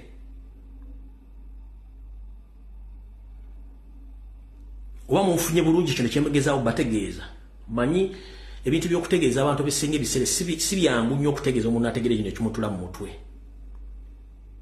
naye mbanjala nnyo mbategeeza ekintu kibanyiikire mu mutwe mukitegeere kanziremu nkibanyonnyole. Pulezidenti yatugambye tukozese buli nkola yonna esoboka okukola kubanga mu mateeka mweri naye ye nga ye ekifaananyi ekyo takiriimu. Lwaki takiriimu? Ensonga eri emu nti Museveni ayagala muteekako ekikolwa eky'obutujju nti muyeekera. Kasita akuteekamu ekikolwa ky'obuyeekera n'akikuteekako oba owedde abagenda kukozesa kooti marshal okusiba okuteekako obuyeekera kati aba akusse. Ne international community beekwerabidde kubaga nti ono bakutte muyeekera kati kasiba kwata omuyeekera kabaka kuweddeko naye bwe yejja mu kiro ekifaananyi N'akirekera ffe bannayuganda kiba kitegeeza nti kati ffe tulina gaheedi okukola kye twagala. Ye pulezidenti w'omukulembeze yaba asigadde awo. Ye omuzungu kye kintu kye yabeera wali biwunya. Era ne bamugamba nti kano bakaseso bafotopola mu ggulu balisewo olutalo ng'abantu bano Museveni tebalina mukono. Omuzungu yasookayo. Omuzungu yasookayo nti kati mbadde muteesa ki? Ffenaffe akasajja kaatutamadda. Naye nga tunoonyege gye tukwasaganya mu tetulaba abantu batufu baliwo. Kati mbadde muteesa ki? Kati okuwa ekyokulabirako ekituufu njagala nsooke nkubuulire. Gwokimanyi tewali muzungu ya recording olutalo lwa Alisira Kwena. Nti ayo meeting wafute yonna nga omuzungu yenna international journalist nga capturinze information egikwata kwa Alisira Kwena. Njagala ogidito video nga omuzungu yonna wa BBC wasinga capturinze video ya Alisira Kwena. Abazungu abagenda capturinga koni mu kusooka bagenda ngamba nti koni ali real. Bagenda otuukayo nga kiri vice versa. Nga ne koni byayogera biri control ku Museveni byakola ki byayogera. Neki backfiringa. Njagala mbo history ngamba buli ebintu bino bituufu. Njagala onetera footage emu nga Moses ali tanajja mu government ya Museveni. Omuzungu yamukolako interview mu bayekera byali alina.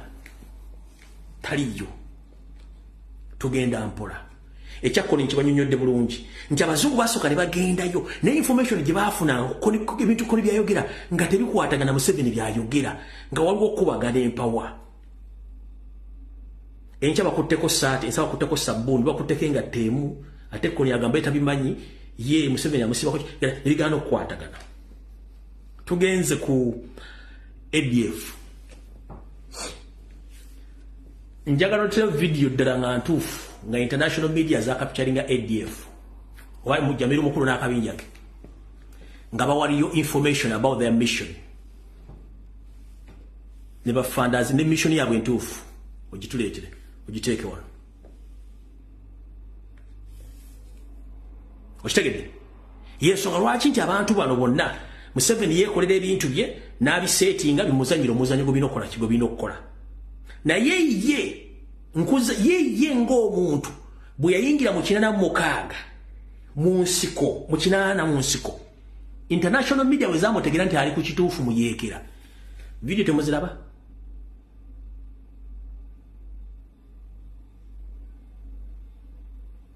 Video temuziraba?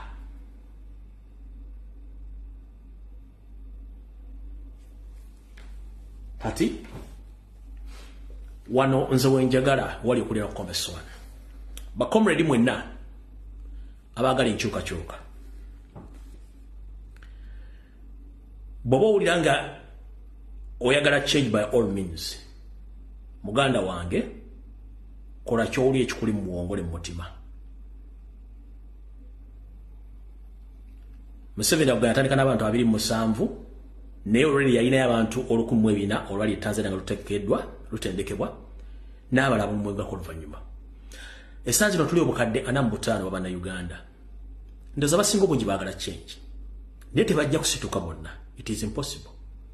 Naye ate tusobola okutandika ku identifying abantu ne bawera 2,000 basobola okutumala okutandika kye twagala. As long as nti bali serious mu kye baagala. Tetwetaaga abantu bangi nnyo. Era to prove you this, abaana bangi bali mu detention centers, bali mu underground mu torture chambers, mu safe houses. Si lwakuba nti tebasobola kusala endalinga kudda Museveni wabula baagala ensi baagaana. They were convinced, they were squeezed to pin Robert Kyagulanyi Ssentamu, but they failed to give out the information, or they failed to betray president. As we speak right now, mbaide mutima omugumu. Wonna bali nabo tubasabira buli kimba kiyitemu. Kati sirowooza nti tunalinda abantu 1,500,000 ne bwe ziba 10 okusituka, bonna tebajja kusituka. Twetaaga abantu batono nnyo abalina omutima ogw'ensi yaabwe nga n'abantu Katonda amujjuludde nga ali mu kulwanira nsi ye tagenda kwejjusa. Kyetwetaaga ye president abeere wali kubanga nti newawo wazzeewo ekintu kyonna ku bantu abasobola okuyitibwa okutandika okuzza embeera mu nteeko oba okutwala eggwanga mu maaso pulezidenti ajja kubeerawo njala kuwako ekyokulabirako kino kyangenda okuwa ekyokulabirako tekiri mu Buganda wokka mu Uganda yonna ne mu nsi endala mu ekiri mumanye ekiswa mukimanyi bulungi nnyo ekiswa kizimbibwa nkuyege naye ani azaala enkuyege namunswa namunswa azaala enkuyege ne zizimba ekiswa kati ate namunswa n'asigala kuzaala nswa toyinza kusanga namunswa ng'azimba kiswa nedda nkuyege ze zizimba ekiswa era ze zimukuuma kati bw'obanga tolaba namunswa ng'azimba ekiswa naye ng'ate yazaala enkuyege kitegeeza ye process yeemu nti ffe kennyini bannayuganda oba tuli 200 oba tuli 300 nga tulina ekigendwa kyekimu na ideology yeemu tusobola okukola ekintu kino ne tukigusa nga nenabo gisimufungize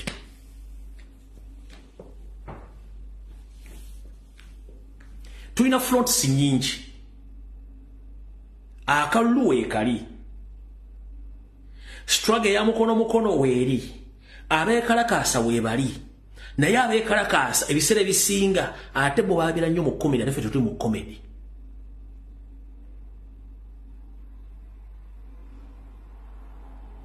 abeekalakaasa osobola okubayita ne bakola kiri bagaana kati ng'olwaleero president n'atuuka ekatwe abazzeewo bazzeewo n'abasinga babadde n'amasimu nga balikodinga which is nti right yabo kuliko tosobola mugaana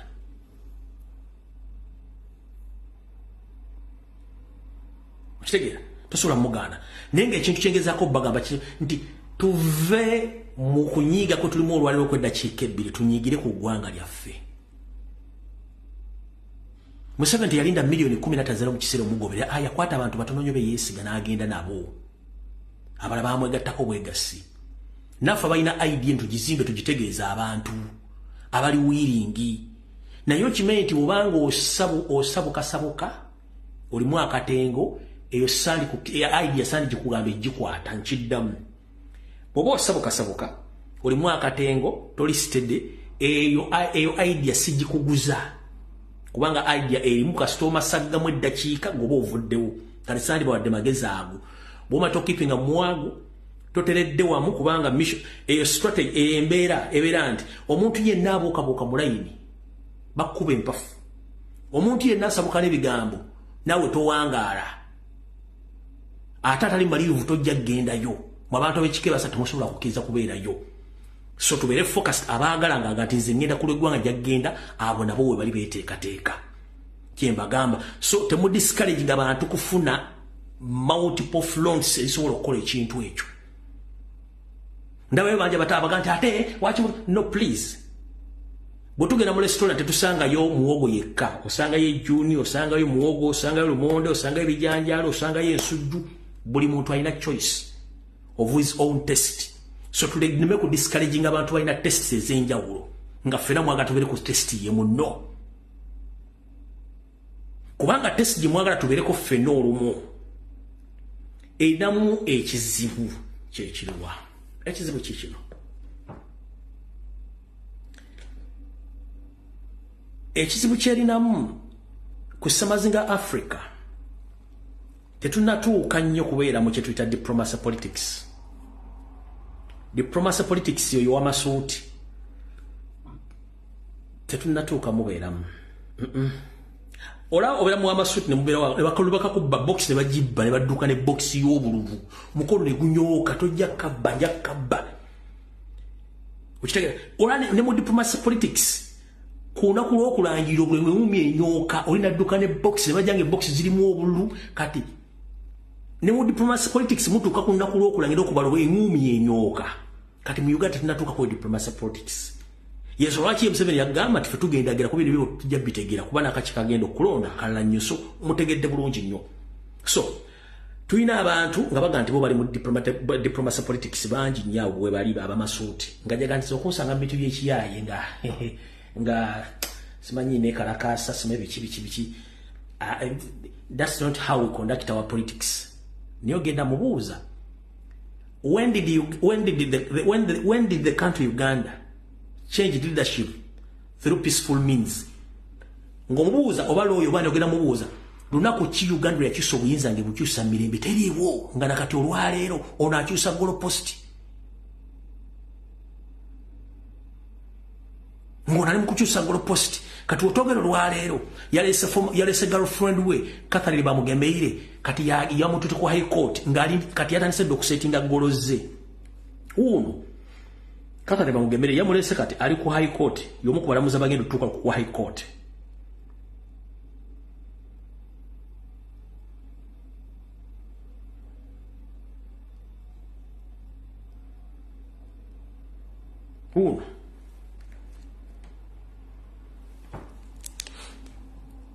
Ekyo kiwojjolo kya Museveni mukimanyi bulungi ekyali mu nsonga z'ettaka ekiwojjolo kya Museveni kati yakirese nga mu abalamuzi abagenda tutuuka ku high court singa mutute musango by'okulonda kyekimu ku buwojjolo yataddeyo ono mukazi we eyaddala yamu appointees okubeera ku high court kati ne mu diplomacy politics yennyini ku ballot paper wali wabeera okukuba eŋŋuumi amasuuti ne bagayuza lwaki muyuza amasuuti nga muli diplomacy politics otula butuuze ne balagira nti munnaye bakubye obuntu 85 kyekyo noga ate tunaakola ki naye era ogamba nedda banzibye musooke muddemu obubale eŋŋuumi neryoka enyooka abye box n'alyoka walabala naye mudduka emisinde nemwekuba emisinde kati such things tulina okubeera ne different fronts zetusimbawo kati ffe abasinga obungi tuba tumanyi nti bannabyabufuzi basobola okubeera na bannayuganda bannabyabufuzi abasinga obungi babeera bati bagamba baagala nnyo obalaza obusiimuule webasinga okubeera awo so namutegedde bulungi nnyo ti Africa ne Uganda nga mweri tetunnatuuka kubeera mu diplomacy politics is impossible tannabeerawo era talibaawo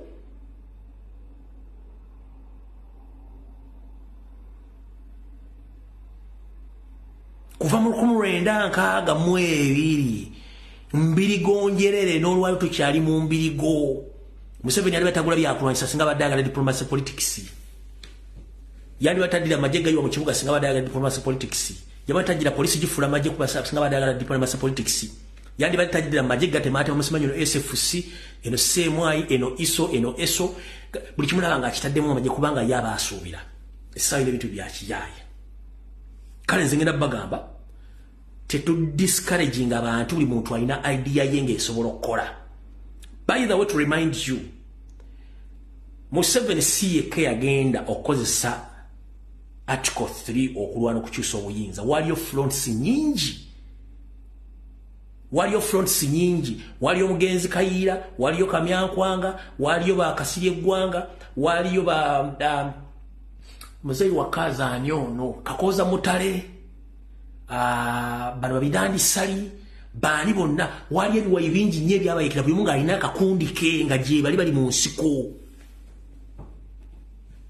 ne munnairo wali abagundi abo Omugenzi Abiriga alina ekibiina ekikye ono yennyini mukula alina ekibiina ekikye Moses Sali alina ekibiina ekikye n'abasajja mu mugundi ettole buli mu alina ekibiina ekikye kati mubadde temubimanyi bino kamba buli obuwulizi nchiddemu bannaduli bonna baali bayeekera Moses Sali Abiriga Kamyankwanga bonna bangi nga front nyingi nnyo okwetoola eggwanga lyonna buli omu alina ekibinja ki bumuleba oyo mukulu Mike mukulu ono wone yalina ba Arrow Boys nga yalina abayeekera kati right now yayambala amasuuti kumbe ne mufera ali awo nte mukimanyi kati kansoke mbajjukize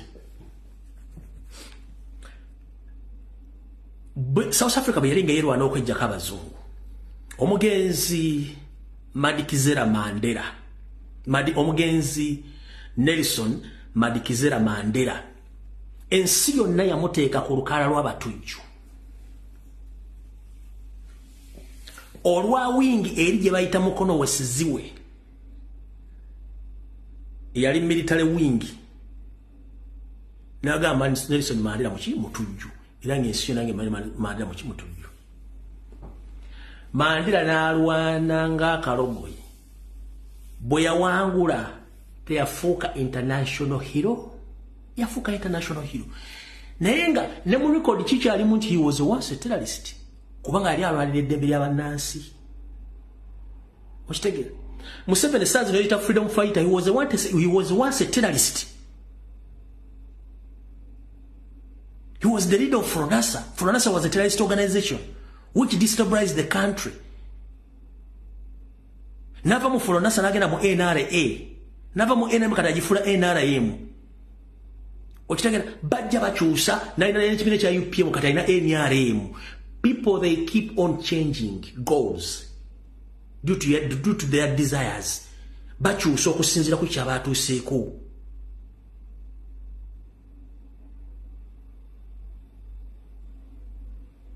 So kati bano ba immature politics abajja ku social media bakubulira ekintu nga kyakuba kutalina history takimanyi. Baleme bajja buli muntu akwate front ye gy'asobola.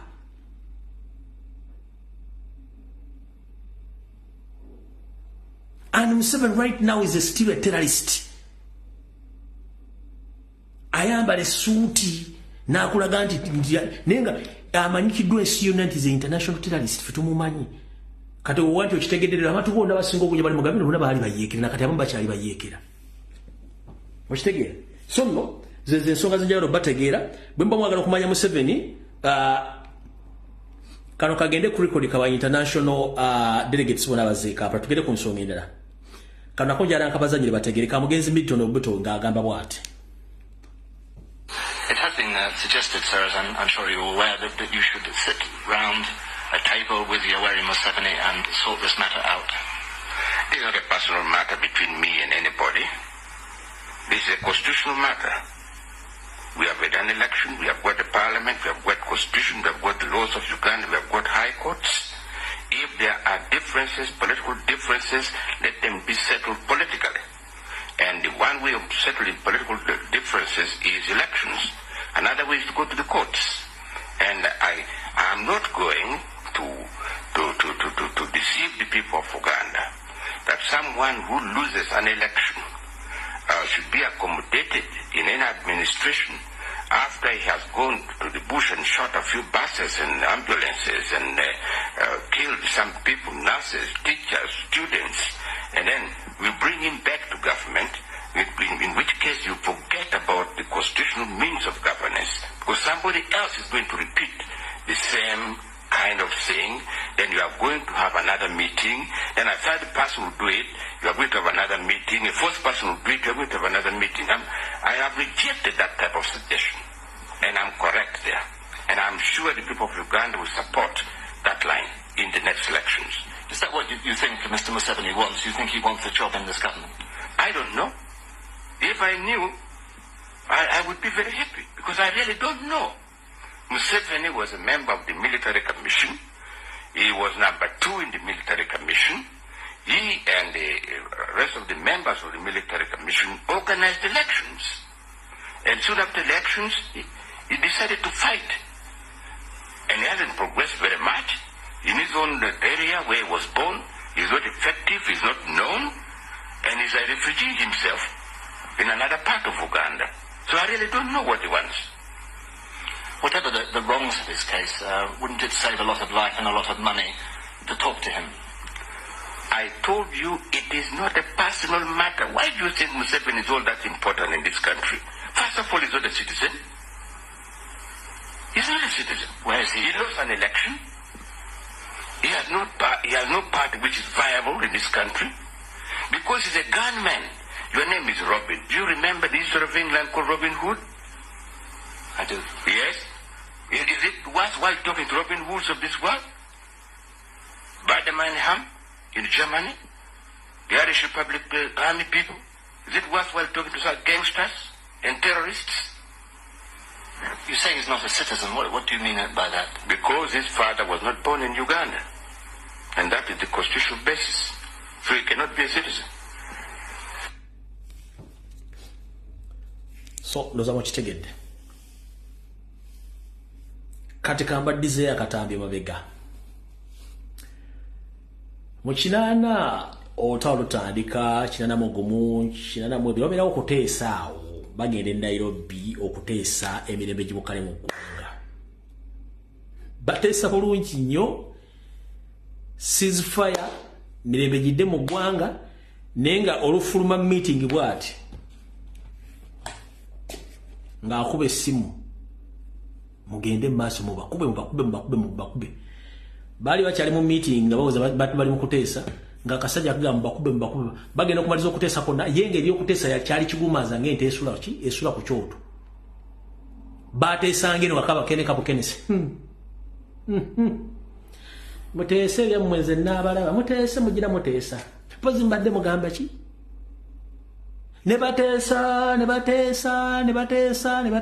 nga yo olufumo ogenda mu hoteri ng'akuba essimu kali mulumbye watugenze wano nga mukube tukube naye ng'akera mu meeting n'obusuuti bwe n'abeera serious nnyo ng'ateesa ne basayininga peace agreement yamaliriza abawunzise kitegeeza ki tateesa tenakyaliteesa n'akituukiriza kati emusajja bwe tuddiringa naye mukitegedde bulungi nnyo kati lyebyo buno obujulizi bujja kuvaayo eri abonna abaagala nga gavumenti ekyuse mujja kutegeera ekituufu kyekiri kati embeera gye ngenda obbalaga y'abanyinafu abamu abali mu Saudi Arabia waliwo kaviiri akafulumye ng'omwana yeetugidde ku rooftop y'ekizimbe kwakolera abala bangi tobera ku social media nga bakaaba k'emirimu gibayinze si lwa butaagaane kwagala kukola emirimu gibayinze balya bubi basula bubi buli kimu tekiri bulungi Uganda okwaffe okwaboobwe singa ensi badde ng'erimu abakulembeze abategeera twali muna Uganda yandiyagadde twala mwana we Saudi Arabia kukola bwayaaya baba housemates ge mazima teri muntu yandiyagadde kubeera mu musana ogulinganga geyeena omuntu watuukira okweyimbamu ogwakabugu omuguwa wette kiba kisusse teri muntu yandiyagadde genda Saudi Arabia kukola bwayaaya singa ensi yaffe badde ina bakulembeze abategeera ngenda kuzanya ka video kano ka mwana muwala era nendo bali jabbabuulira ne kankwasize ennaku nengana bu mwana w'omuntu taata we yafa maama yafa naye ali ku mugo gwa ntaana naye agenda nenge ekimukoze ebintu bino mismanagement of all natural resources n'okubanga they are lacking what to do we're back at home mama we yafa talina mwana ku talina maama ku nsi talina taata ku nsi naye ali ku mugo gwa ntaana ensi emulemeredde gye yagenda ne batuuza namukoya meeting kutunda byebugagga bya ggwanga buli mwana wuntomokabira kuno kulonzera video mwagira bedda ku social media kuba bwetuzanya video zo social media ebiseera ebisinga ku Facebook kuba zisensalinga kati kanjiza nnyo ne kiba kibe mama yafa taata yafa naye yennyini abadde nga atwala ine gy'omusayi bamuggyemu ensiga agenda kufa yenna afaana bubi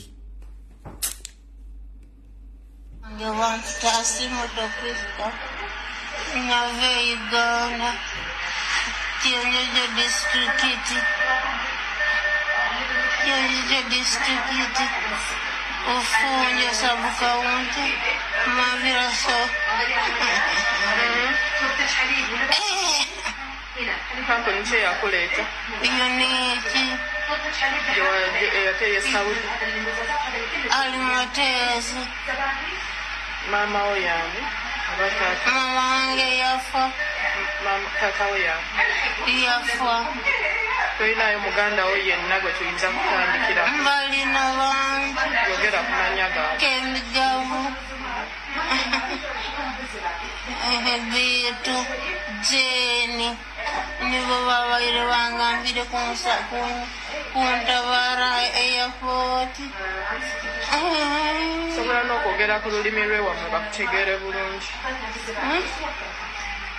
Ninyasi mutofu obundafa wanzike mwagaba kati omukyalo omukulu ku myaka gino maama yafa taata yafa ali ku mawanga bamugjamu ensigo ne mumamigira egyo nagye kyusiza gitandise okujjako amabwa kitegeeza ali mu process egenda watuukira okuga nti bwenfa banziika omwagaba nenge si erimbuli kimu ekyetaagisa okuyimiriza bannayuganda.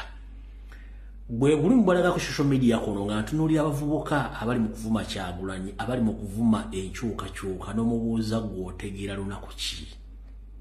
Ono omukyala mukulu nakazadde ate so n'eri abafa ne babaziika mu musenyu nga teri amanyi.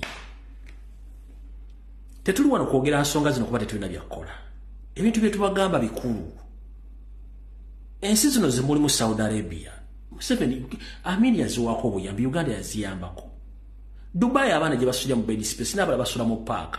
Amin yaziwaako obuyambi nga tezina kye zirina. But ask yourself what went wrong after that period of time, whereby all Ugandans now, they travel all the way from home to Saudi Arabia to seek for jobs. The same applies to Dubai, Abu Dhabi. Whenever they are suffering. But we have each and everything. Tetwogera nsonga zino bw'okuba tunoonya viewership likes what.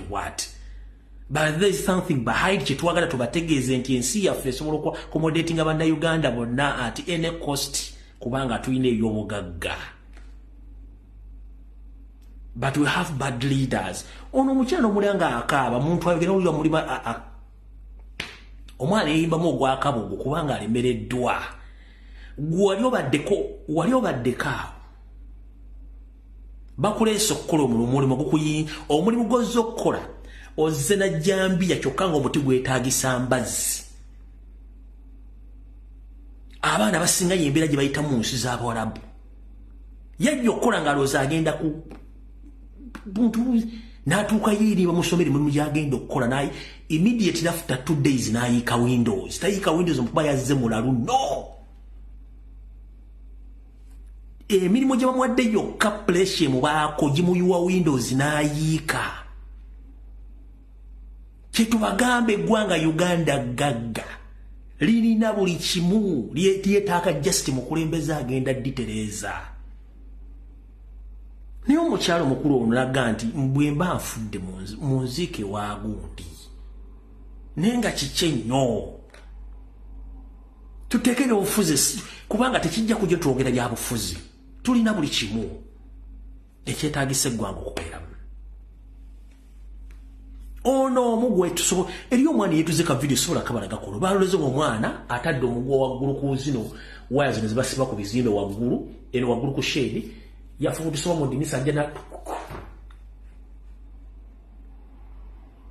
sigamba nti waliyo ekitambo, no, kubigenda maaso nzwala wano omwana yankubirako essimu nali mmanyiza essimu ze bwe zira ssaawa 5:6 essimu zange nzijjako okowala amasimu agakubirwa message biki omwana asindikira voice mbe nanga Mr. Lumbu yebale kukanze ne muddamu kanawe yeba nanga ngenda kusindikira amaloboozi gano naye bwe mba nfudde bizanyira abantu ku live ne mugamba kiki nali ngenda kuba kanotuutuuzi gwamu nangamba wa mukama wange waliwo omwana yeggalidde mu kisenge yanyize ne muganda we niyo omwana ayinza okuba agenda kwettoba yesisima ate bagenda kunzita eyalina otuutuuzi gwamu ne nga tugenda essimu nagisuzaako kwolwo nga njala funa reply ya mwana kubanga bakimanyi nti omwana bwe yetta bamanyi media muviriddeko okukola kyokwetta nga naye bagenda kunzita.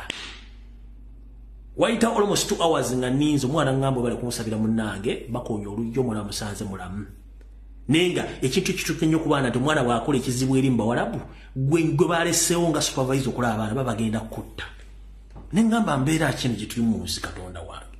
Omwana yeekoze omusolo okuba banyize ne banne bali balwana n'ebiddole oli namujjako kiddole Katonda anyiga naye agenda neeggalira mu nju asikasobola okwekuba ku kisenge ne kafa kati bajja gamba ono yakasindise neekekuba omutwe ku kisenge ne kafa.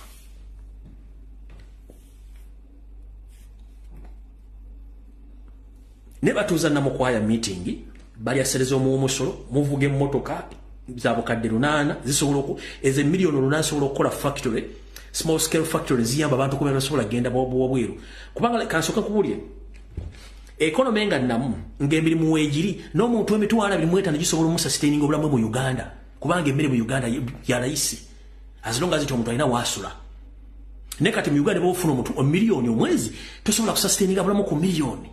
Education system is expensive. Everyone be expensive. Transport is expensive. Buli kimu kiri expensive. Why? Kubanga babakikola kagendere ng'omukadde ako abantu bali bidone siba givemba duke. Kimutasobola kumanya. ate soka kambagambe ekigambo kino kibabeere muntu mu kitegeere eno kala gye bayite y'abaddugavu ye kale kyasinze okuhete obutayagalibwa mu nsi gyonna muganyo kiteeka mu mutwe nti nabo mulina okulwanya ensi ze musigale mu nsi ze mutandike okubuuza ebibuuzo gw'omugwira okimye ekiwano nkiddamu gwe munnansi gy'oli kaddugala kimanye nti kalayo ne bw'onoogenda ludda wa bagiwalana omuntu atasobola kuwalana kala yayo Katonda nkiddamu omuntu atasobola kuwalana kala ya muddugavu ku nsi kuno ali ogu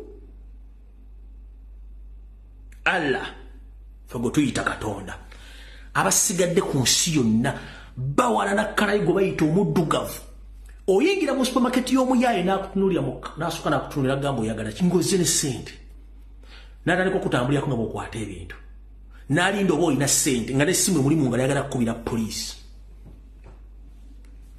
n'oyingira mu moole ennene amaduuka goganda no n'akolero no n'omugamba waayi naga no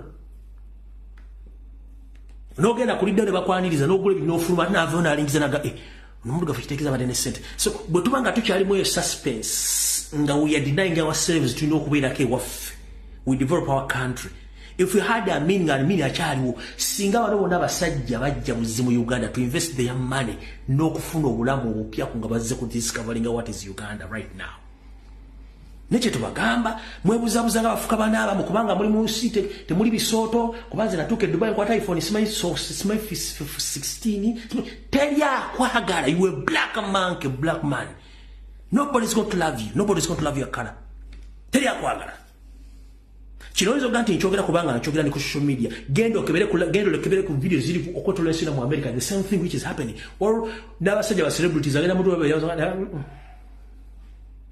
this is not your level nenga ayina kakadde ka dola mu nsawo this is not your level muddugavu polisi nekusanga mente gwe mubbi era kati ekisaving abaddugavu mu nsi ezimu polisi kasite muyimiriza ajja emikono ku steering n'afuluma emmotoka nga yeebwala bato kubanga ekyo bakiteekawo nti mwe kala yammwe kizibu naye ng'olina ensi etonya omubisi zaabu n'ebikomo naye mismanagement erimba kulembeze n'obuteyagaliza kyekizibu kyaffe. There is no need of abusing each and every person who seeks to go in that big office to settle that country. We've lost each and everything in these 8 years. We have nothing. Everything is gone. You keep on abusing on a daily basis, but you don't know what is going to come after.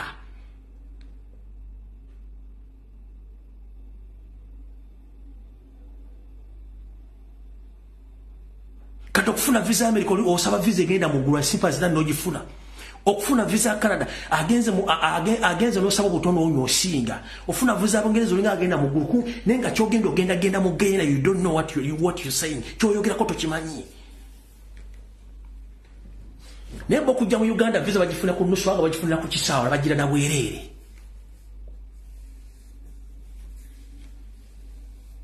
Tuwaga ebintu bino tutereze gwanga tufuna bakulembeza abategera abatayika Windows baterese ensi muri ku social media ovuma kyokka govuma asobola okulabirira abaana be asobola okulabirira buli kimu naddewo mu kamoli n'atulaga okay no problem n'atuula and the message jagala egende liba comrades mwenna bemba majja ku social media nga temusobola kutegeera bigambo bimu mu luzungu at least mufubeko nnyo kumanya mu Luganda. Waliwo ekigambo waliwo bigambo bino kati ng'ekigambo kibayita I. Ekigambo kibayita I mba ntegeeza nze ng'omuntu. We be bantu abasukka mu omu. That's a group of people we. But I mba ntegeeza nze. We mba ntegeeza abantu abasukka mu ki? Bangi. Waliwo ekintu kye tuyita opinion. Waliwo ekintu kye tuyita will. Okusalawo kw'omuntu. There is no way wonoga nti you are fighting of freedom nga you can't accept someone's right and someone's opinion. If someone decides ngenda kulya katogo, don't force him to eat pumpkin. No. Ayagala kulya katogo. Respect people's opinions, wills, and decisions. If we are fighting for freedom and peace, twaule I, we, opinion, will, tubyawule. Okujjako nga nabo muga nti ebintu bye tuwogera tetugenda biteeka muki mu nkola. Omuntu waga nti anti nze ngenda kulya nkoko. Gongamba otya ngebi gwe ebijanjalo nze ndi enkoko yange. Nze nganze omuntu. Okitegeera nze ndi enkoko oli kaali empuuta oli kaali omukere buli omu alina choice. Okitegeera tutandika okuwa abantu ebitiibwa n'okukkiriza rights zaabwe. Nze sijja kulooleza nange tondowooleza. Okitege tondowooleza lowooleza omugwe osobola okulooleza abaana ola n'abaana abo batuuka emyaka 14 na constitution egamba basobola okwerowooleza n'okukola decision. Nkiddamu constitution ya Uganda nti omwana baweze emyaka 18 he or she is free to make his personal decisions.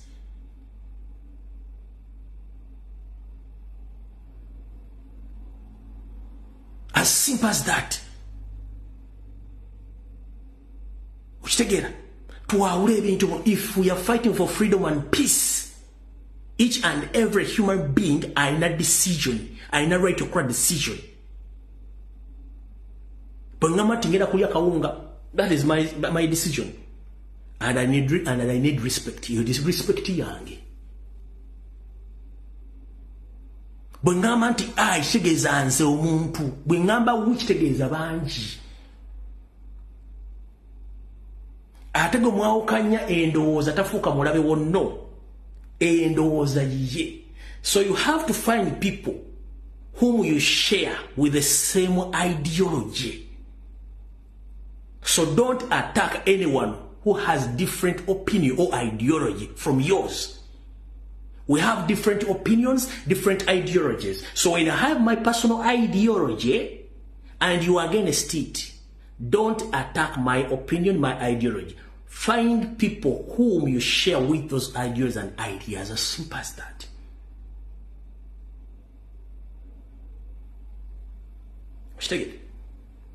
Yensonga nawanga kutte Bible ng'ogenda okulayira mu office yonna bakugamba I swear. So we swear. You swear as an individual. Ebiragiro by'okuba obikubanga bw'omu.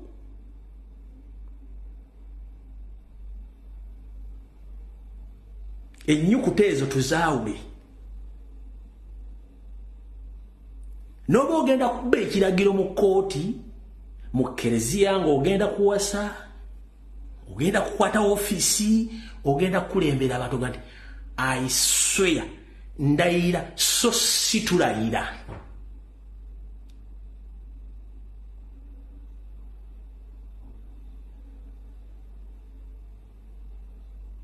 Okitegeera?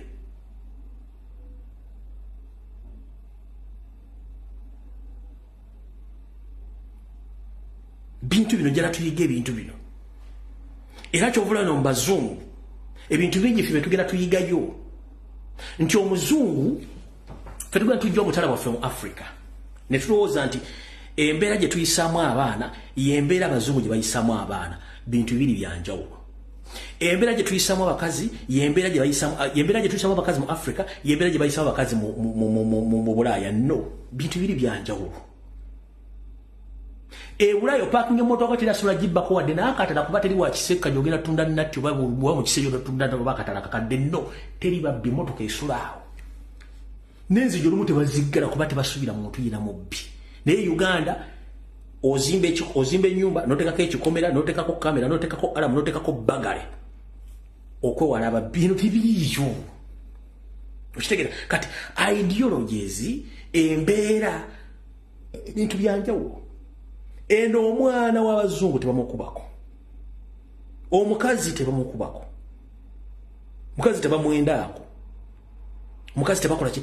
Tulina okuba nga tucubako ebintu bye tukoppa, tutambule n'omulembe nga bwe guli.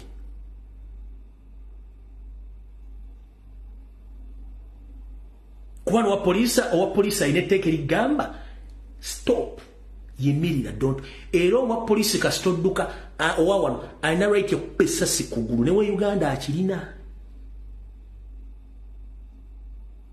era Uganda omupolisa kwantandika omulapingira gamba ngalu 7 kono polisa ganti tukudde sirika tobaako kyoyogera kubanga tusobola okukozesa ebigambo byo mu court naye Kampala olukwata mugambo ne gutokomoka ne waako n'obujulizi.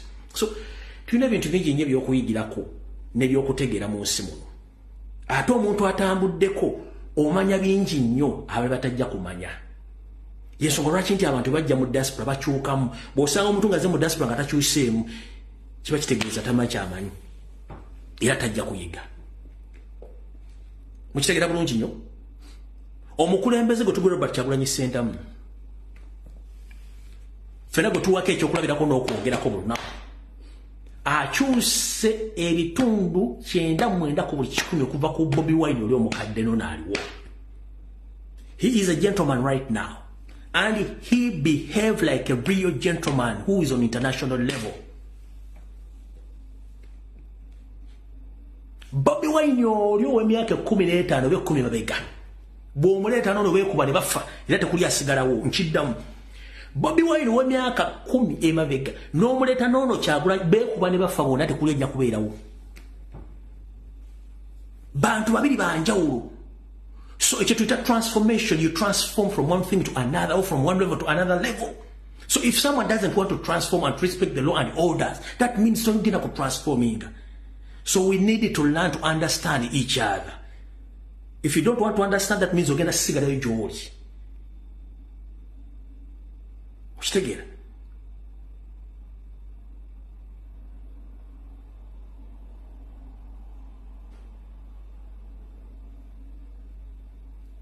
Gwe Kampala osobola okulinnya taxi nga togisasudde. Eno w'ogirinyira kamera ejja kulaba otuuka ku bus stand edda kuba gesi wote wasasudde bus.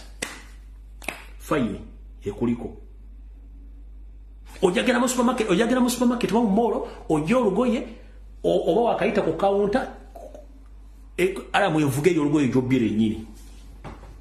Naye Kampala mu supermarket emikebe gy'amata bateeka eno mu lubuto wansi mu mpale. Ene bula tosobola teeka mikobo gy'amata kubanga kamera ziri all over. You have to pay. Okitegeera? Tulina okwadoptinga ne system etambula. Aye tulina okubeera ab'enjawulo n'ebintu bino.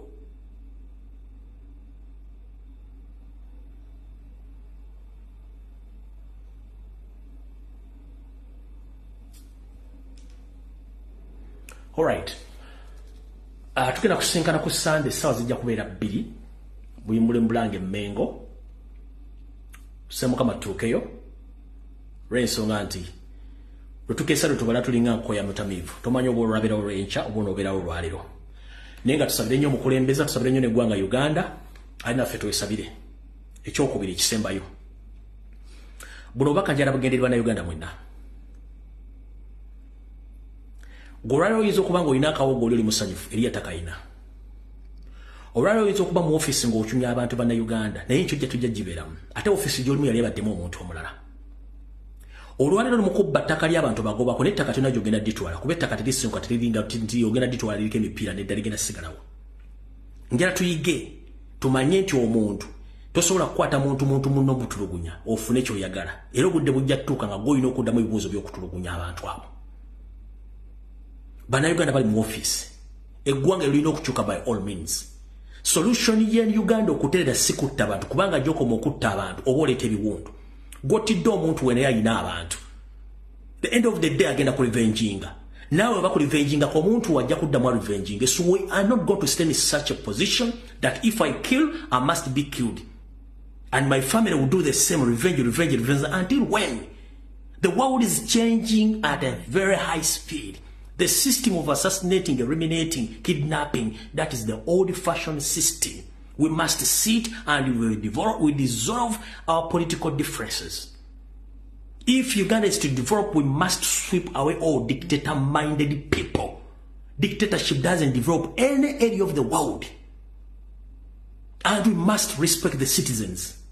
Kubanga without those citizens, the wine getting a major sort of musolo. Aine gwanga lisobola kubeerawo. That's why we are called Ugandans. That is our country. We don't have any other country on this planet Earth. We are called Ugandans. So we must sit down and we solve all political differences maturely. Not by killing, kidnapping, or embezzling people's properties due to the personal interest. That system must stop with immediate effect. So me having different with someone doesn't mean that I must be eliminated for you to gain your freedom. No. We must settle our political difference maturely, not by using force or power. Kubanga fena tuwetaaga. Bononzito lwaleero omwana wange akimanyi nti gonzise ajja kufuna engeri yennyini gye yeenaanzamu amaziga okulanga naawe akutuusaako amaziga. Naawe omwana wo gwe gwenzise ajja kumanya nze nakusse naye ajja kunoonya engeri gy'antuusaako obulabe. Tunaabeera mu nkola eyo mpaka ddi?